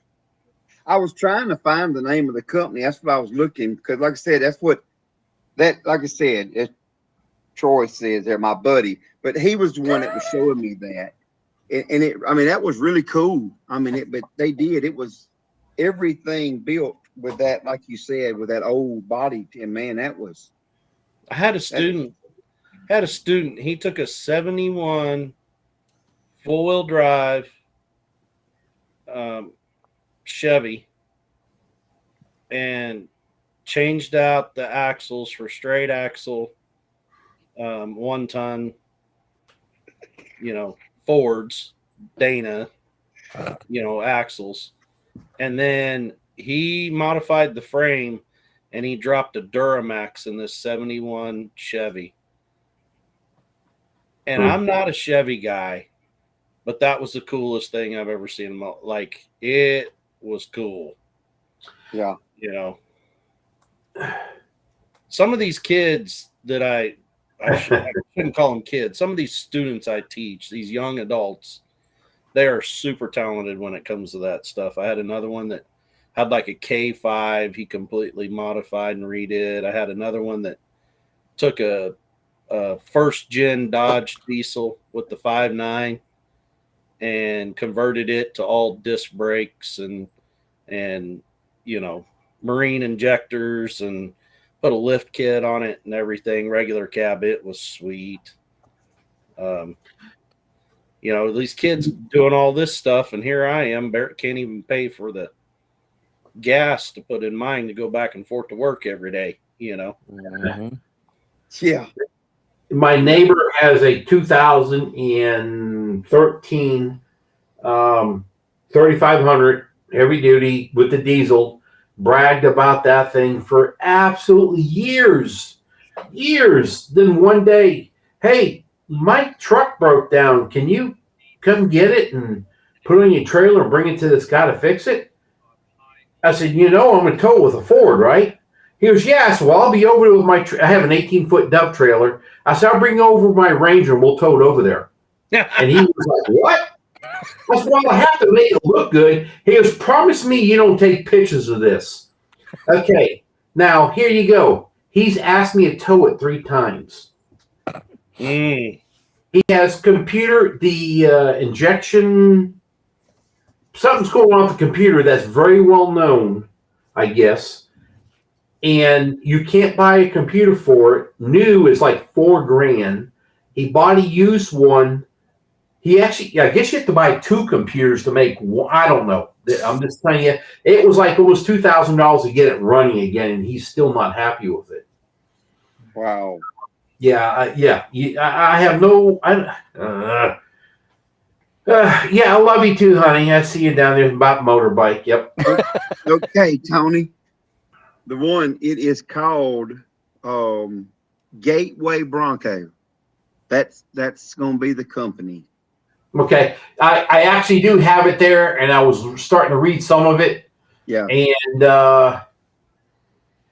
talk about trademark designs. I don't see a thing about it, but yeah, it's building the old body on the new chassis. Yeah. Well, you can buy all the body panels because that what is it, Nashville Trucks or Music City Truck channel they got a 60, 68 or something Bronco, and it was roached out, it was rusted, and they got every single panel. You could buy every panel, including the tub and everything, but you had to weld the tub together. Right. And the quarters, but you could buy every bit of sheet metal. And at that time, that was like 3 years ago when they made that episode. It was only like $3,000 for all brand new sheet metal. This one, and they're building these, Dale, from the ground up, brand new. They're offering a 7-year warranty on them. Yep. They give a 7-year warranty. This one, the Fuel Line edition, or Fuel Lie edition, starts at 180,000. The one that's shown here is 250,000. You go to the next one, the one they call the one they call the Code edition, starts at 250,000. The one that's shown in the picture, which I don't know if you can see it here. Let me see. Let me bigify the situation. See, let me turn my. That is. They are sweet looking trucks. Yeah. Oh wow. Okay, that's. But look, you see the price starts at 250,000, and it's shown right there 332,000. Well, as soon as you pay me the money from all your bunny subscribers, we'll get one. If you go with this one, the Lux LUXE GT edition. I don't know if you can see this. That's Lux. Lux. This is the starting price of. Let me turn it down a little bit more. I like that of 400,000. Yeah, it's shown right there is 662,000. Yep. Are you kidding me? Nope. No, I'm serious. And the guy is selling them left and right. Yes. It comes. I'm going to grow that out of my garage. They said percentage-wise, he's selling more of the Broncos on his style faster than Ford is selling theirs. And this is what brought the lawsuit. The guy bought I can't remember. I'm just going to say 7,000 Broncos. I know it's probably wrong, but in that area, or it's 5,000, whatever, to do what we're talking about. And Ford is nuts because they're taking away from him their product. Oh, and by the way, Troy, my buddy told me about it, but there it is. I just had to remember the name of it. Hey, Chris, just think, you're 40 minutes away from another bunny post or video.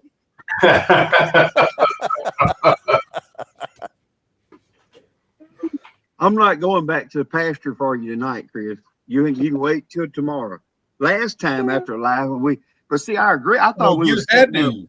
But look, I thought we was setting up a deal. I thought we was going to set up and what was it? Do pay for bunny time.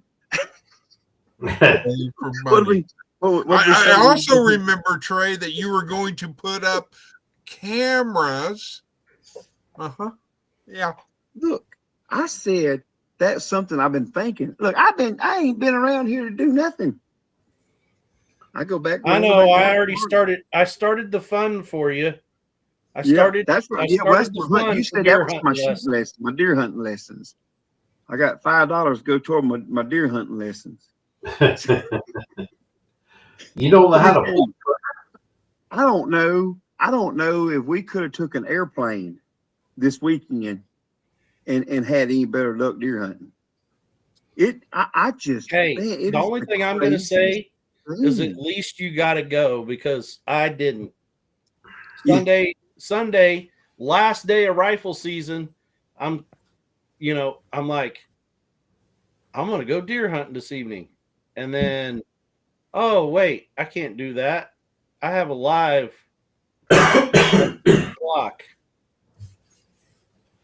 What year was your dad's Jeep, Trey? In what color? I do not remember the year. It was a 60 something, but it was a blue. It was the blue. Well, look at, I don't know if you can see this, but look what these things are going for. There you go, Crystal. 17,000 for a 1975. Yeah. And we done on that one. We put, like I said, we took the motor out and bought a conversion kit and put a 332 Ford stroker in it. And the first time Dad went to try it out, he took it up there to the highway, popped a clutch on it, broke both rear axles in it. Yeah. So he put it in full-wheel drive. I mean, it's a Jeep thing. No one understands why anyone would drive one. Yeah. Well, he put it in full-wheel drive, drove it back to the house, and ordered 2 strange axles for it. And when those axles come in, you could go back. We went back up there. Same thing. It picked the front end up off the ground and towed the front end in. That little dude was bad. But so the problem was it was running very fast. 335. Oh, 332. 332. So what is that? A 302 board 20 over? I don't remember the exact, because they make a 331 and a 332. And yeah, it's not the bore; it's actually the stroke of the end of the crank. Yeah. Oh, yeah, crank and rod. The bore goes into it, but it's the stroke on the crankshaft that's. The Mountaineer is a 347 that she's got, but the cam's out of it, the fans are out of it, the pulleys are off of it. It still has the heads and the intake on it, but that's what she drives, the 347. Yep. And like I said, the 340, the only reason Dad didn't is because of the a lot of times, as far as like everyday driving, some of it with the way the skirts are made on the pistons, the oil gap, oil ring, you get over time, you get a little bit more oil burn with the 347s as they age. So, that's why Dad don't do the 347s for now race motors. The 347. If you're gonna do a 302, that's the way we've always done. I've got 200 on mine on that motor. Yeah, that's pretty good. That's pretty good. And we do 10,000 mile oil changes on it. Yeah. And actually, I just changed oil this weekend, and it had 13,000 miles on it because I didn't know it was overdue. And it was about 2.5 quarts low. I freaked out. I did that last night about 10 o'clock at night. I'm changing oil. I was like, I cannot believe I let that go. Well, I was talking though, just like flat out race motor stuff, right? Or street rod builds. Well, Angie, tell you, she's run. I mean, this little Mountaineer. I always thought if she gets another car, I thought about making a Mountaineer something to run because I know it goes. Yeah. It had 411s at one time. The whole rear end assembly. I sold all that when she started driving it. I get rid of all the racing. I still have the cam though in the garage. Here we go. I'm trying to remember what is it? What is a Mountaineer? It's like a Ford Explorer. It's a Ford Explorer.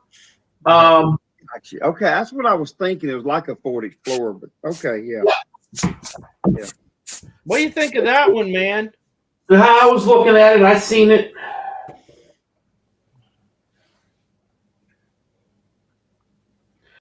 Dale, you got a lot of spare time, don't you? Yeah, I like that. That was just now. I just refreshed my marketplace and that popped up. Yep. I wonder if I could sell Boss Dog and get that out of him. Maybe I should start leasing him out as a stud dog. Time for gas. Yeah, I ain't looked in a while for no. That's what I just sent Tony. Yeah. Oh yeah. That's what I used to have there. Oh, Silver right Anniversary Edition. Yep. There it is. That's the old big Bronco. Yep. 92 Silver Anniversary. I love that thing. It had to get the timing chain replaced on it. Tina's cousin came out. I was like, "Oh, I'll fix it. Do a couple other things."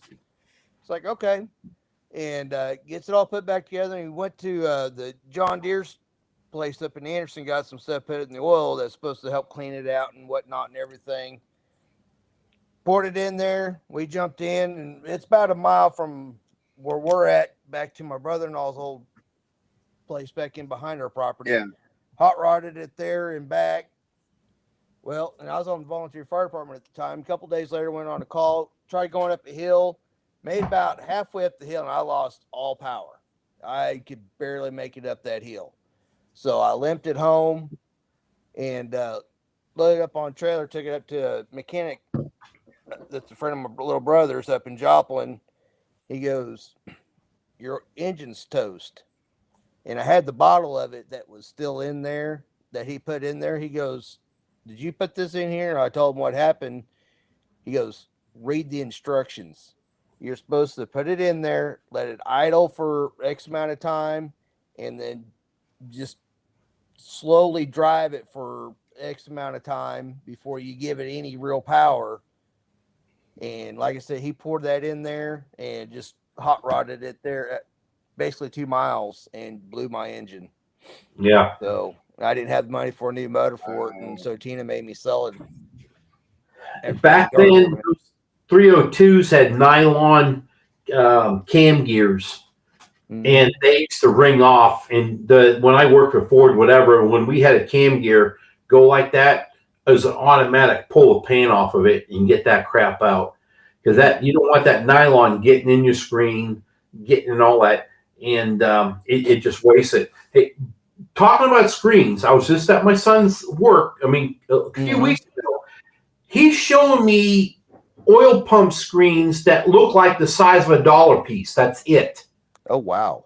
I mean, even small. They're plastic. Ooh.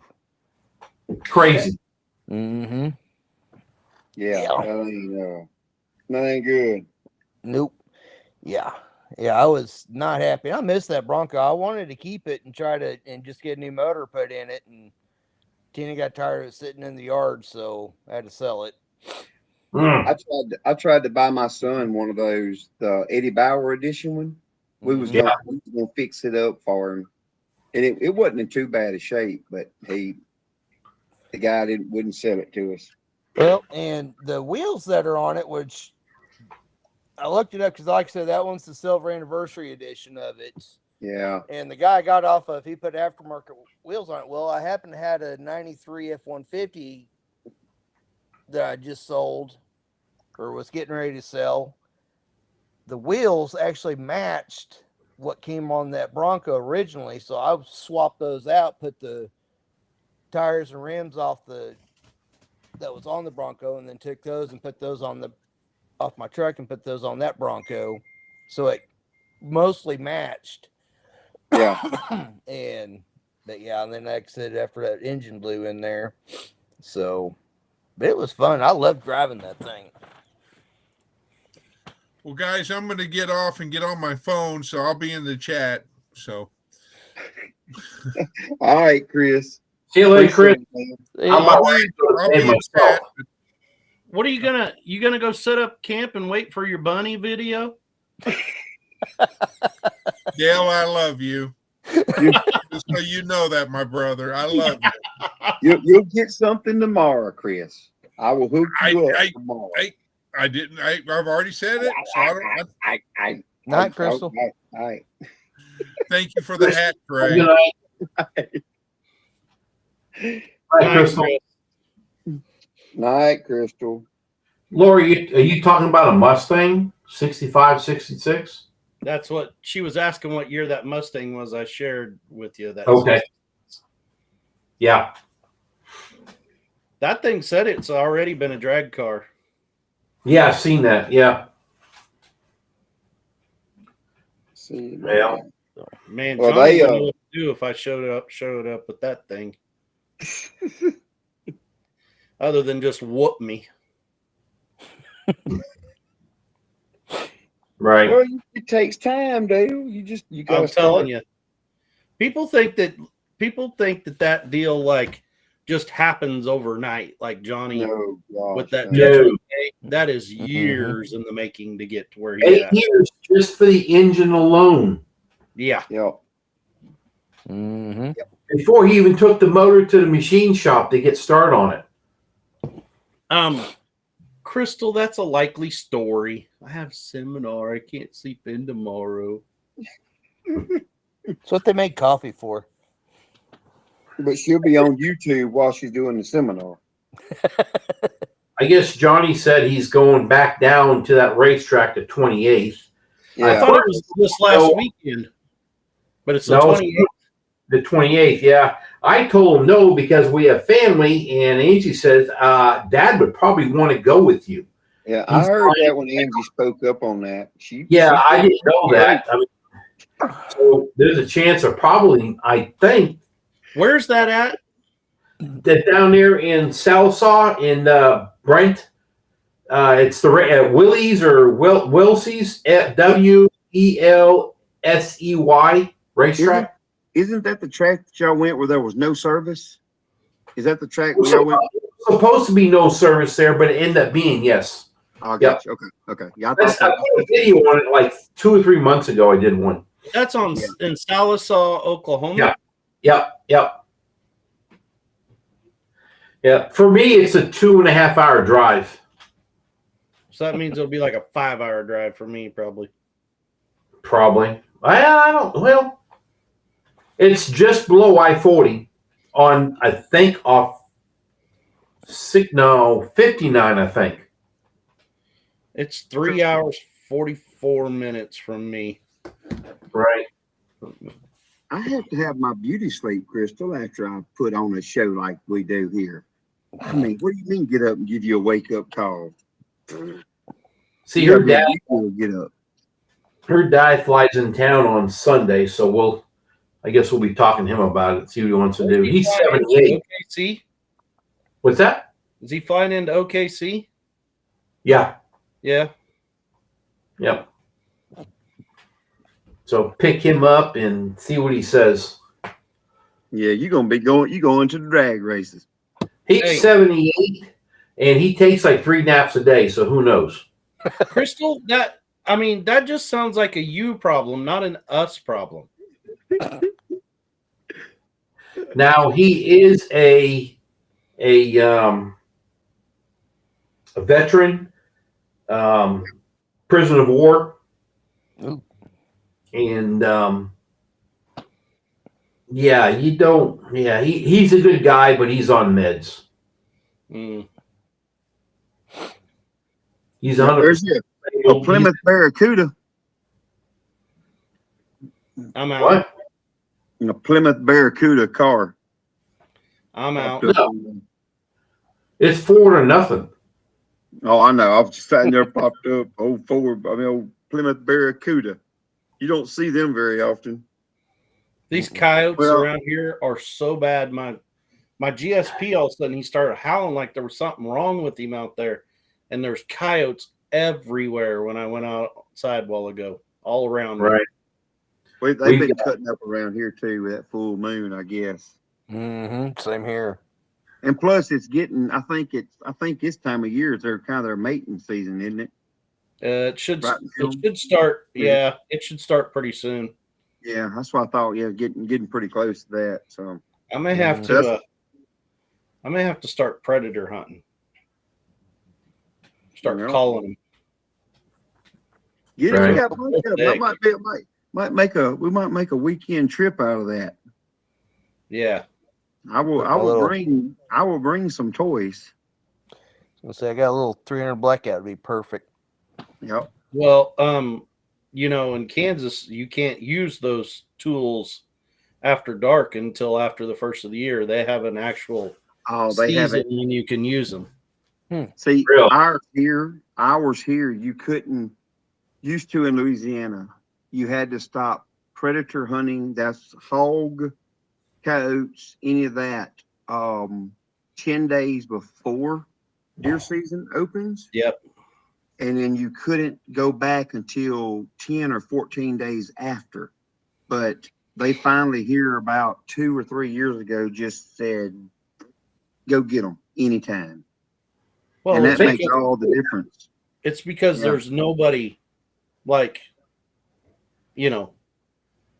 there's nobody that's doing it anymore. So everything's out of balance. That's when all of a sudden all the oil left and everything else, you know? Yep.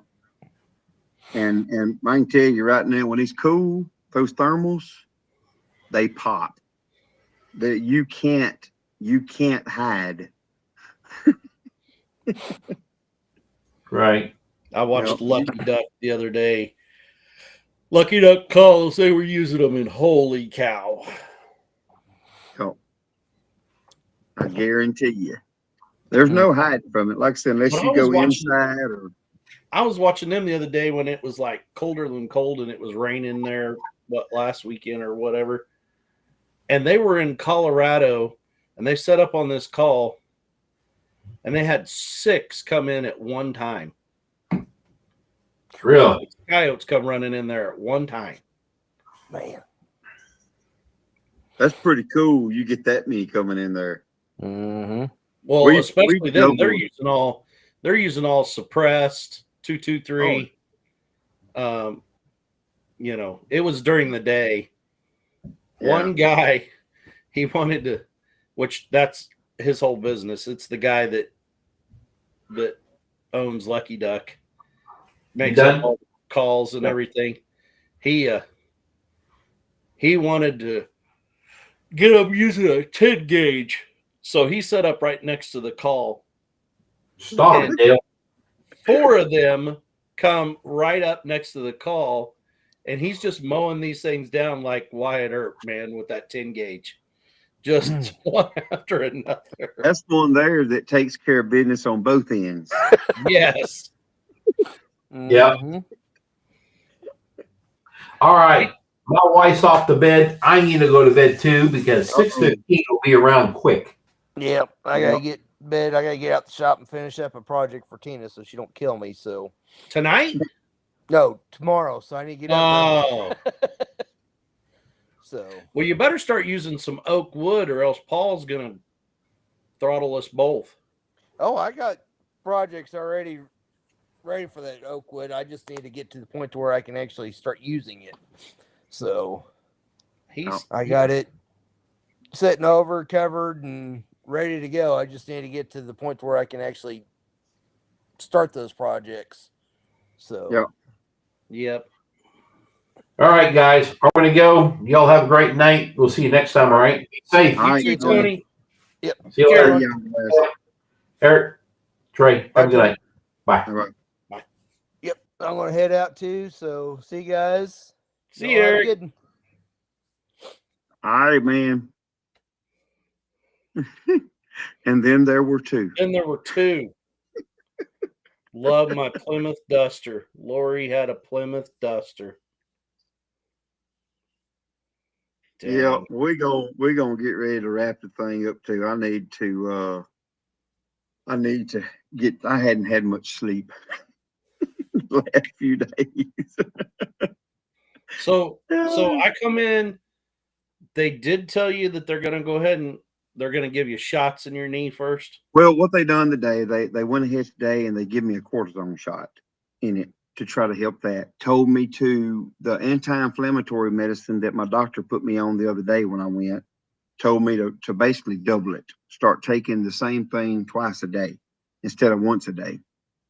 And they scheduled me for December the 31st to come and do the injections, those gel or something injections. That gives the insurance, that gives them enough time to get it approved through the insurance company. And we're going to try that.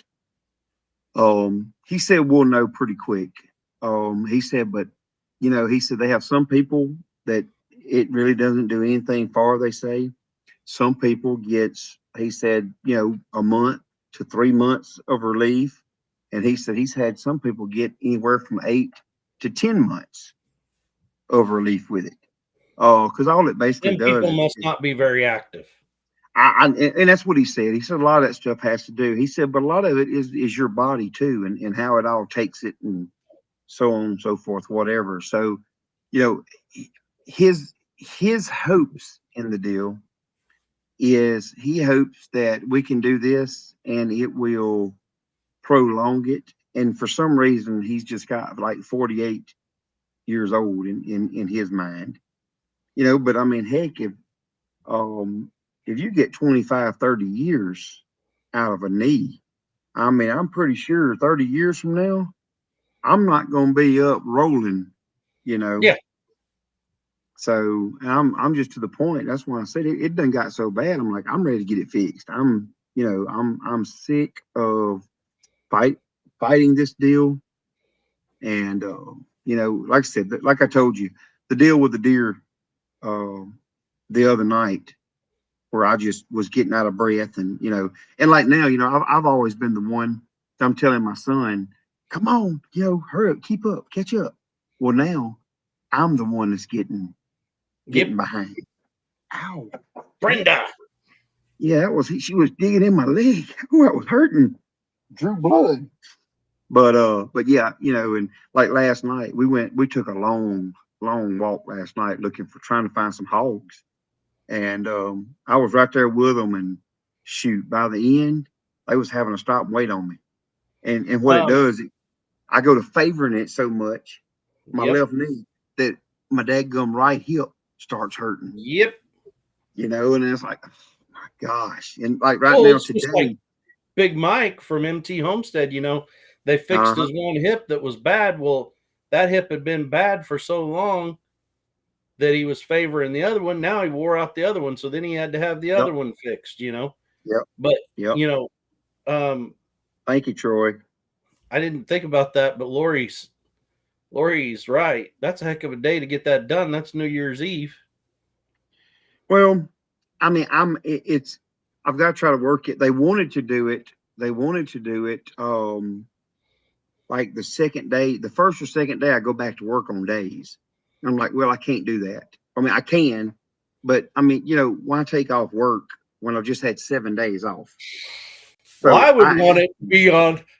I'd want to get it on like after the first or the second, so you could start your deductible for the next year.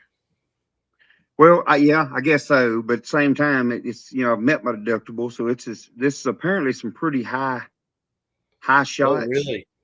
Yeah. Going with what he says, and it really is going to depend on what the insurance company approves, because he said there's multiple shots, and he said one of the shots is a one shot. Then they have the 2 shots, and then the 3. And he said the way they work, if you do the 2 or the 3, you come, the same time a week apart. So if my insurance company approves the 3-shot one, then I'll have to go 3 straight weeks and go get an injection. Now there go me not thinking far enough ahead. I didn't ask him what is the best one. Do I want the 1-shot one, or do I want the 3, or so I don't really know which one is the better one to get. I guess I'll find that out. But he said that basically that the insurance companies, they're going to dictate what I get. So it don't matter if one's better or worse than the other, unless I want to come and pay for it myself, more or less, I guess. Yeah. Well, Chris is all worried about Bunny not getting taken care of. So let me tell you, if you come take care of Bunny, you got more than money to take care of. Yeah. It's like my place. If I go down, somebody's going to have a full-time job for a while. Yeah. 69. I thought that, I got you. So he's talking about the car. Yeah. I don't know. I was fully prepared. I was all for cut me and do it. And now they're worried about, and he says that they won't know whenever it does come down to the knee replacement. I broke my femur back in 2001. Me and Jessica had a pretty bad foiler wreck. And I broke my leg from my knee to my hip in 5 places. My femur in 5 places. Yeah. I'd say that was a bad wreck. Yeah. Well, the four-wheeler basically it flipped, and I held on to the four-wheeler, and the whole weight of the four-wheeler landed on me. It threw Jessica off of it, and now the four-wheeler run out there after it finally got rid of me, and it rode over Jessica. Jessica had knobby marks running up her leg and across her back, bruised in her. Woo. But yeah, and we wasn't even doing nothing stupid. I mean, it wasn't like we was, But anyway, he told me what he's worried about is the way they have to cut your leg to install. He said there may be one screw that's in there that may interfere. But he said if so, it's not really a major deal. He said it'll just be something they'll have to remove when they get in there to put the new knee in. Yeah. So, but he told me, he said, he told me like right now, man, I said, I'm out of shape. I can't run. And I like to run. But he's like, he said, running is not in your future anymore. I guess basically until I get a knee replacement, it won't be no running. And that's why I told him, Dad, I don't want to wait until, I'm not young, but at the same time, I'm also not old right now. And I would benefit from being able to go. And that's why I'm just at the point, I don't care.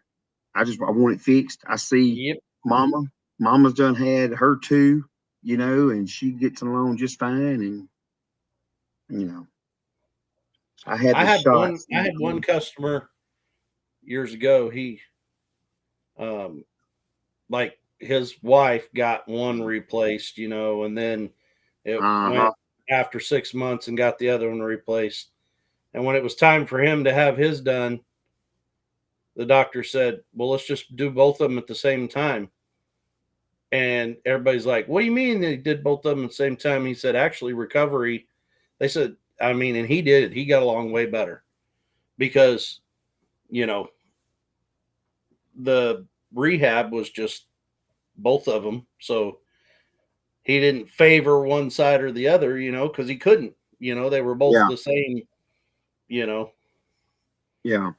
But my aunt got it done when she was like in her early 40s, and she did it on a holiday weekend, kind of like what you're talking about. And it just kept hurting and hurting, and it wasn't getting any better. And she kept getting sicker and sicker. And finally, she convinced the doctor that something wasn't right. And they went in there, and because her leg was all swollen up, and she was pretty diabetic. And they finally took a needle and stuck in there and drew her out to take a biopsy, and she was plumb full of MRSA. Like, being it was a holiday weekend, they didn't do a good job of cleaning and sterilizing everything. She got MRSA in her leg, so they had to have emergency surgery, take it out, and they just put a straight stick. So her leg was just connected with a straight stick in it, and had tubes coming in to drain and run antibiotics. And she was that way for like 3 months before they finally went back and put her knee in. And she was in a world of bad deal. Well, we had done my boss, me and my boss had done talked about it, and because the job that I do and my off time, me working 7 and 7, we had done basically come up. He's like, look, do you think? I said, look, I said, if long as mine goes like most everybody I know that has knee surgery now, I said, I'm telling you, 3 to 4 weeks, I'll be able to walk. Maybe it's going to be a little bit of a limp, but as far as walking without a walker or any help, I'll be good.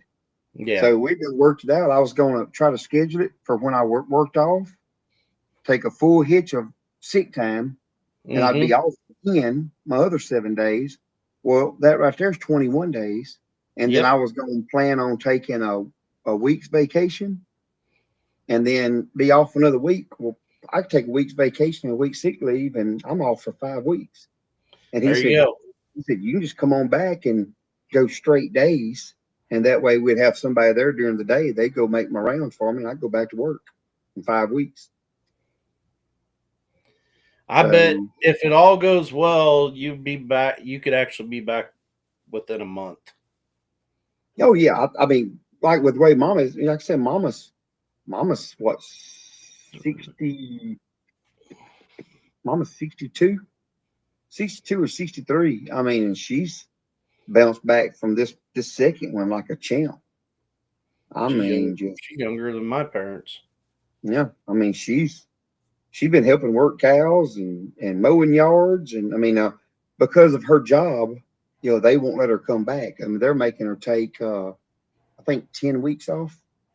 Holy moly! Yeah, it's 8 or 10 weeks. Which I mean, Lisa had to have knee surgery because she tore her meniscus in hers, and the school wouldn't let her come back. I mean, she missed half the school year. They would not let her come back to work.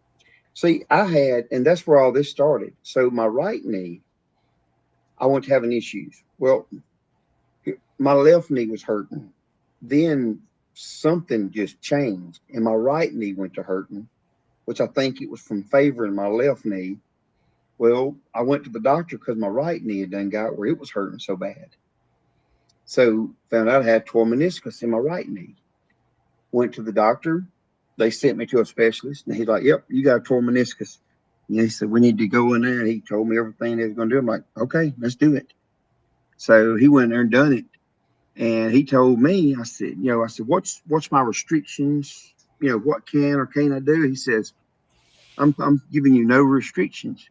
He says, the quicker you get back to normal activities, the better you're going to be. Like, that's pretty much what they told her, but it was a workman comp deal, and they wouldn't let her off of it until. Well, but that was cool. I said, all right, cool. Well, I mean, I thought no restrictions meant no restrictions. So 2 days after surgery, I was 30 foot up a tree. Matter of fact, if you've watched those videos of me hunting where I'm 30, 35 foot up, I hung them stands 2 days after my meniscus. And I'm telling you, I was sore, but that was it. I'm telling you, I ain't missed a bit. And I went with this left one, and they finally, I said, it just got to where it was hurting so bad. Meniscus tear. I said, all right. I said, let's fix it. I won't be down. I won't miss no work, nothing. And boy, let me tell you, I was one of those Friday evening, late in surgery, and my surgery was like 3 hours, 2.5, 3 hours late. Oh my gosh! So my surgery didn't start literally until like 3 or 4 that evening, and he did it. He did come back and see me after the surgery was over. It didn't take him no time. And he told me, he said, my very first visit back, your first checkup, he said, I'll have pictures. We'll go over the pictures, and I'll show you everything we've done, blah, blah, blah, blah, whatever, Hey, Karma. Hi, Karma. But anyway, I went back for my first checkup, and the nurse practitioner coming. I'm like, well, where's the doc? Oh, you're not going to see him. You're going to see me. I said, no, he told me that we was going to go over everything. He was going to show me the pictures. And he said, oh, no, you ain't going to see him for none of that. I told him, man, it was hurting pretty good. And then I ended up having to go like 2 days after the surgery. Jessica took me to the urgent care over there, the same hospital that done the surgery, or doctor's office, had infected. My incisions and stuff had got infected. Oh, man. Yeah. And I'm telling you, every time I go back, I never seen the doctor after my surgery. Never. It was always a nurse practitioner. And every time I tell him, I said, man, I haven't had one of these done. I said, I'm telling you, something's not right in this knee. I said, something is, it's staying tight. I can't straighten it out. And still right now, I cannot straighten that knee out all the way. And that doctor moved back to Georgia. He moved here from Georgia for this job. And then he just all of a sudden up and left and moved back to Georgia. So I'm sure it was and I don't know. I'm not blaming nothing, but one of them deals probably end up probably a malpractice deal. Yeah.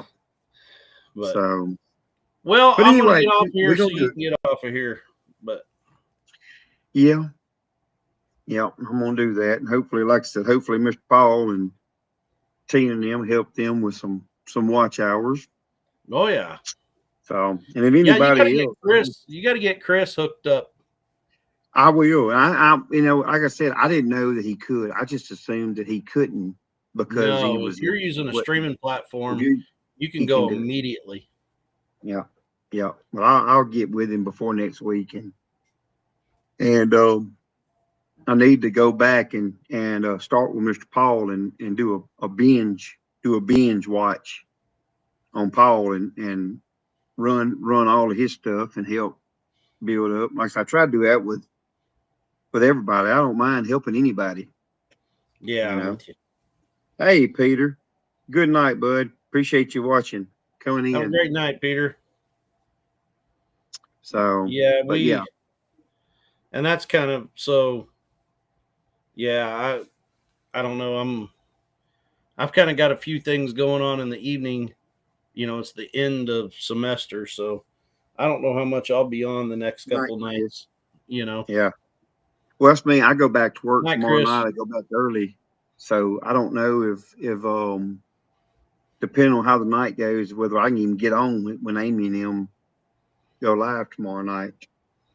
Yeah, I seen you were on with Dakota and Shayla, but that was we were, that the ladies had their digging in the word, and then they were talking about next week, and so I couldn't really.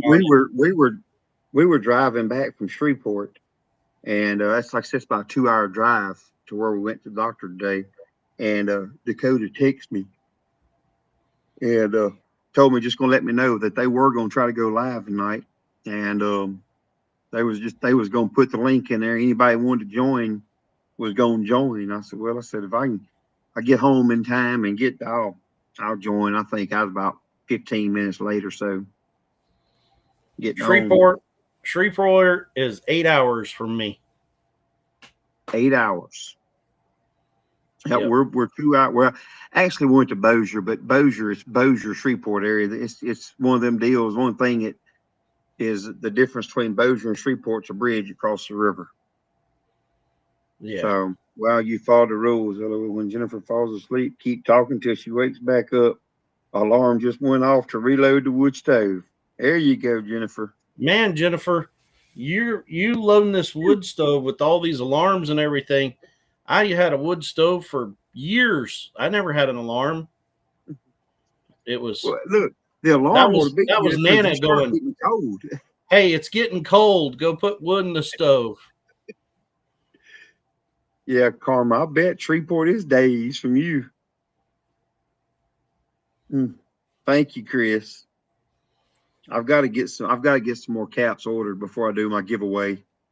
And like I said, I figure it's going to be sometime in January. I'm not calling the exact time because I'm getting through Christmas and all this stuff. But I said what I'm not going to do. So if anybody that's in here or listening, they'll see it. I think you was in there. We was talking about it. I'm not going to put in my title, my 4,000 watch hour giveaway. Yep, that's what I'm going to call it. So it'll be a celebration or something like that.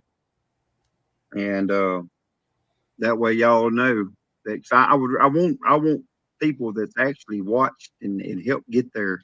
You definitely want it in that subscriber mode when you do that. Yeah, and I haven't never done that.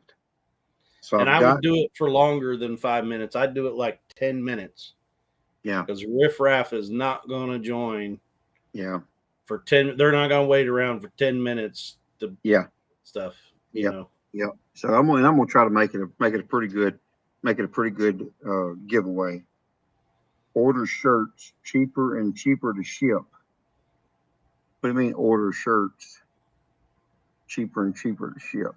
She means get shirts instead of hats because they're cheaper. Oh, yeah. Well, what I found since I found out the priority thing, I did not know. First time I went, I'm like, I need a box this cap will fit in. Yeah, I quit sending stuff. I just send it regular mail. Well, and I didn't know that the guy at the post office, he handed me some That's what boxes. they did to me at first too. So I mean, I was paying $10, $11, $12 to ship. We were paying like $8 and $9 to ship them soft koozies. Didn't we give you one of them? It's like flat. It's just a koozie. Yeah, we won one. It'll go in an envelope. We're Yeah. paying like $8-9 to ship that thing. Finally, I'm like, really? I'm like, there's not a cheaper way to. Well, you can just send it regular mail. I said, what's that going to cost? Oh, like $3. I said, that's what we're going to do. Yep. Well, now you want to make sure it gets there. I said, ma'am, you don't understand. What you're charging in freight is more than what it cost me. If you lose that one, I'll just send another one. Like, yep. But yep. we talked to our supplier on all that, and they're not gonna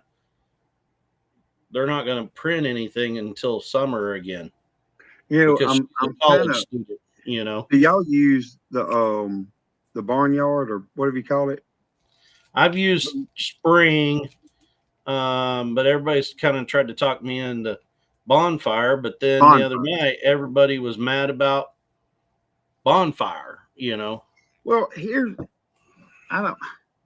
I'm kind of up in the air with it because it's one of them deals. I'm a support your local, deal, and so if I use Bonfire, you're not making any money off of it, which you don't really make no money off of any merch, you call it, whether it be caps or shirts. I mean, unless you're like Eddie Family Farms or Arms Family Homestead. Yeah. I mean, if you're selling buttloads of it, it may be different, but like me, and I mean, if you're able to buy buttloads, you can make more money because the more and more you buy, the cheaper and cheaper you can buy it, Yeah. But like me, a dozen caps is around $200 for a dozen caps. Yep. And but they're nice caps. They're the Richardson. They're good caps. They got good quality, leather patches. So the ones that I got from Pooch, they're not Richardson. They're like a Yapong or something. They're a knockoff Richardson. I like them better. I'm not a big fan of Richardson hats. Are hot for me to wear with all this hair, and they're not as hot. Really? No. And so I got some people that they said that some of the off-brand hats don't go as big. True. So they don't fit their heads right. Like one guy that I had a black one, he wanted a black one. Well, the guy, he took him so long, I was telling y'all Pinecone Fest. So it was taking him so long to get them knocked out for me the first time, that he just threw me some extra caps in there. Yeah. And for free, just because it took him so long to get them done. And I didn't even notice it until I went to ship out one that it wasn't a Richardson. I'm not mad about Bonfire, but one time I get a good shirt quality wise, the next not so good. So it's kind of hit or miss. Oh, I think that's more on people that are offering that on Bonfire. You can pick different levels of shirts. Yeah. I know that's the way Spring is. I can pick like a nice quality shirt, or I can pick just a shirt, The problem with like a website is it costs $30 or $40 a month to keep a website up and running. Yep. A decent, and it's the cost of like $400 or something to get it up and going. And that's by me. I got a buddy that does that stuff. That's just me paying for the program and paying for, or whatever you call it. Maybe it's art or whatever. I don't know what channel Shaylee's from, but night. I don't know neither. Good night. So, but I would like to be able to get all my stuff made local. Yeah. And sell it like that. So I'm trying to find a way. These come from that girl I'm talking about, that it won't be till summer before I can get more of them. Yeah. Yeah. Well, in mine, I could do like, that's got the material on it, and I could do it with that, and it's just a smidget cheaper. But the ones I've done the dye sublimated. Now it's not as bright, but the shirts will wear out before it leaves. But the sublimation or whatever. The sublimation won't never, because it's in the shirt. Like Nana got one. Yeah. You mean that shirt that Nana claims is hers, and I don't. Whoever won it, I don't know. She won told me it. what color. I'll say it's hers. So I've been gonna go and get some hoodies made, do some hoodies with it, but I had never got around to it. We actually, so it's funny. We actually looked into, after that conversation with Brandon from Eddie Family Farm. We started looking into getting the stuff for ourselves. I mean, there's still some things like those hats that Pooch made are awesome. They are. Yeah. Like, Yeah. I don't think I'm not going to spend the money to do that. Like, and from what I can see, he's real reasonable on them. He priced them to me. I just need to pull the trigger and get them. You know what I mean? Or offer them. Well, like I said, I haven't sold a single item. Everything I've done, I've give away or whatever. But all that stuff comes around. 2 a.m. here. Just brought in wood. I'm good till 6 now. Dang gone. Hey, used to live it. Used to live it, sister. I know. But what I would do is I'd bring in enough for the night, clear till just morning. have it inside, yeah. Yep. That way I could go fill the wood stove in my house slippers and be done with it. Yep. But actually, our stove, we could shut it down enough that at night, that it would burn. It'd still be good till early in the morning. Mm-hmm. Well, most do, and that's what I say. I just wonder if some of it is. I don't know if she just don't. If it's not that big, or is it just burning that hot? Maybe. Also take into hey Tim, you missed. I was about to say just. That was how long we've been on now? 3 hours. I don't know. It's been a while. About 2.5 hours ago, Tim, I got y'all's yours and Dana's Christmas card. So I was telling. But yep, we need to.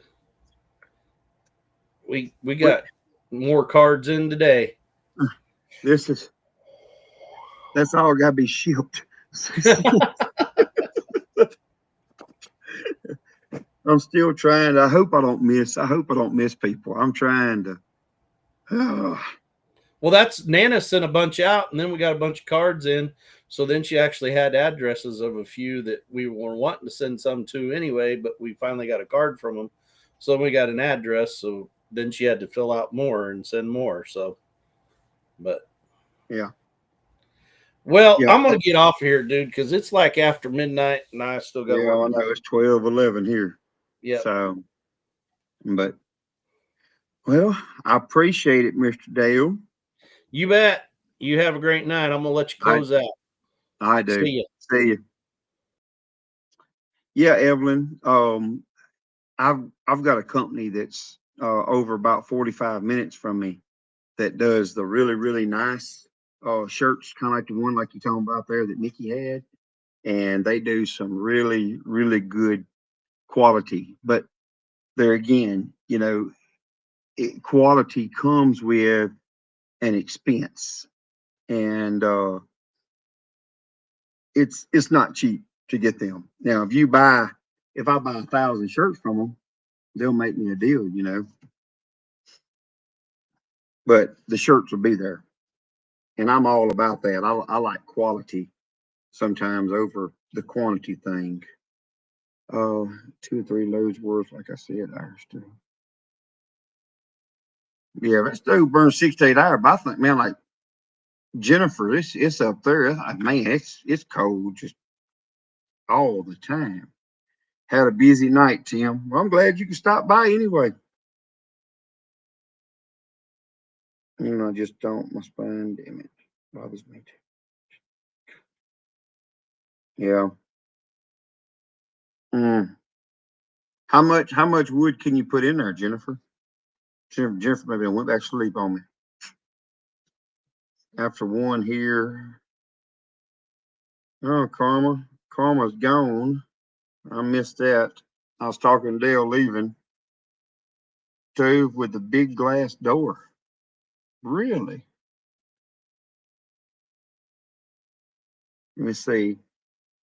You get, I don't know if everybody can see that. You get what you pay for, and sometimes quality can be a little pricey. It is. Quality is, but like I said, I'd rather get something. That's why I like the shirts that I did before. I went with a dye sublimation because the people that got them shirts, as long as they want to wear them, they can wear them. Them shirts the dye's not gonna wear out. The biggest new one I could get. It recycles the heat to get the most efficient burn. All the new ones are 4 hours. Wow. Well, I hadn't. You don't. I guess you're not using no other heat. That's the only heat you have, huh, Jennifer? It's from the wood stove. I mean, wood fireplace. I'm in Massachusetts, and at a time we had no insulation in most of the wall. Yeah. Well, then when you don't do that, that's oh no, I'm okay.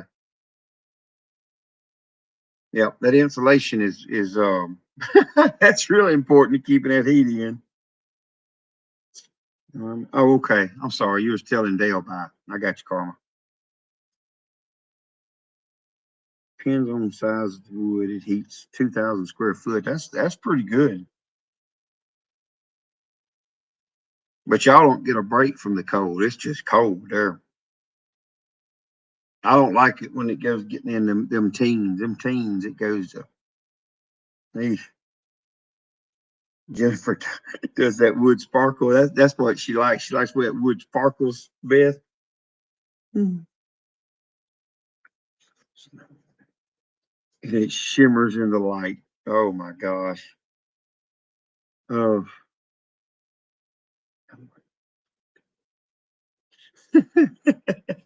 How much wood could Jennifer haul if Jennifer could haul wood? Bless it. Well, guys, we're gonna wrap it up. We're 3 hours and 11 minutes into the situation. And which I gotta stay up a little while. I gotta go back to work tomorrow night. Well, excuse me. I'm sorry. I go back to work tonight. I go back 2 nights early. And so I gotta work 9 nights this time. Used hydro last year, country of last year. Oh yeah. Wow. The house is from 1912. So you have no insulation. Oh, should rebuild the house. It wasn't fun when the kids were all little. I bet it wasn't. Oh, okay. You got paid. You still owe the hydro company 5,000. I got it.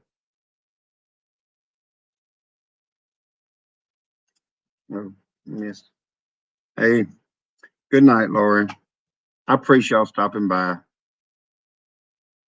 Yeah, Karma. I mean, all we got to do, just shoot me an email. It's my email is on my page, or it's our Louisiana Life 318@gmail.com, and we'll get something. I mean, I'll be more than happy to come on. So we just got to make everything work out. Like I said, we may have to do like a pre-recorded thing or something like that, you know. Oh, Bill and Mickey, y'all still hanging in there.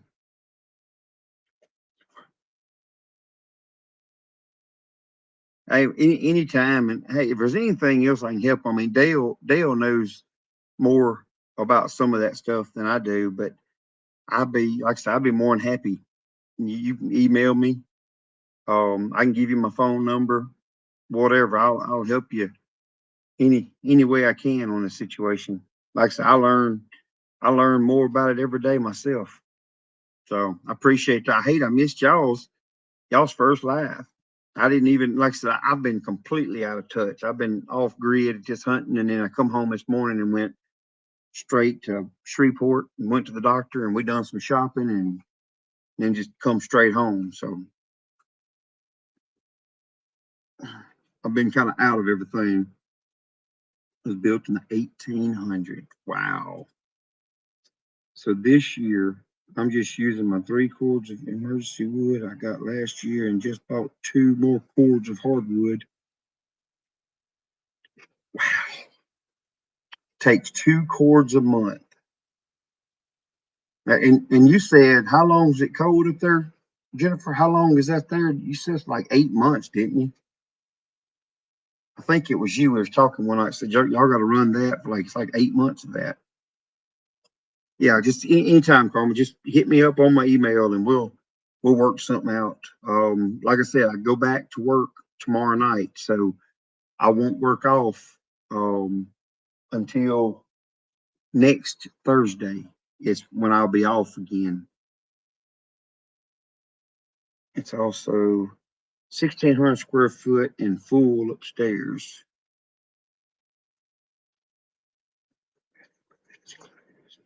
Gotcha. All right, Chris. Appreciate it, man. Appreciate you stopping by, coming on, jumping on tonight. And like I said, I'm gonna get you some bunny footage tomorrow.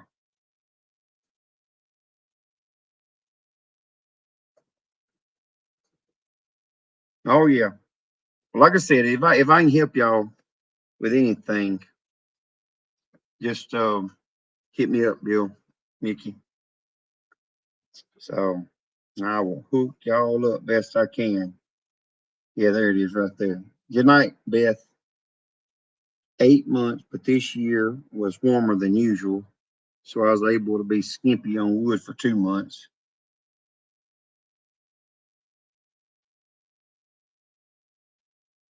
Yep. So, but anyway, all right, guys. Good night, Laurie. Thank you for being here. We're going to end it right there, guys. And like I said, I appreciate everybody stopping by and chit chatting and doing all those good things. And like I said, I'll be on. I guess I wasn't going to do a live next Monday because I was going to be at work and it's Christmas week. But Joe and Chris and some of them, they think I ought to. So I'm going to try to be live again next Monday, be Christmas week. So around May, it's still in the 40s and 50s. Wow. Truck frame in the woods and over. Yeah. You check out around there, Jennifer. You might be sitting on a gold mine and stuff. It might be gold out there. All right, Karma. Thank you and good night. Guys, if I don't get off here, I'll just keep on talking and answering questions and everything else, guys.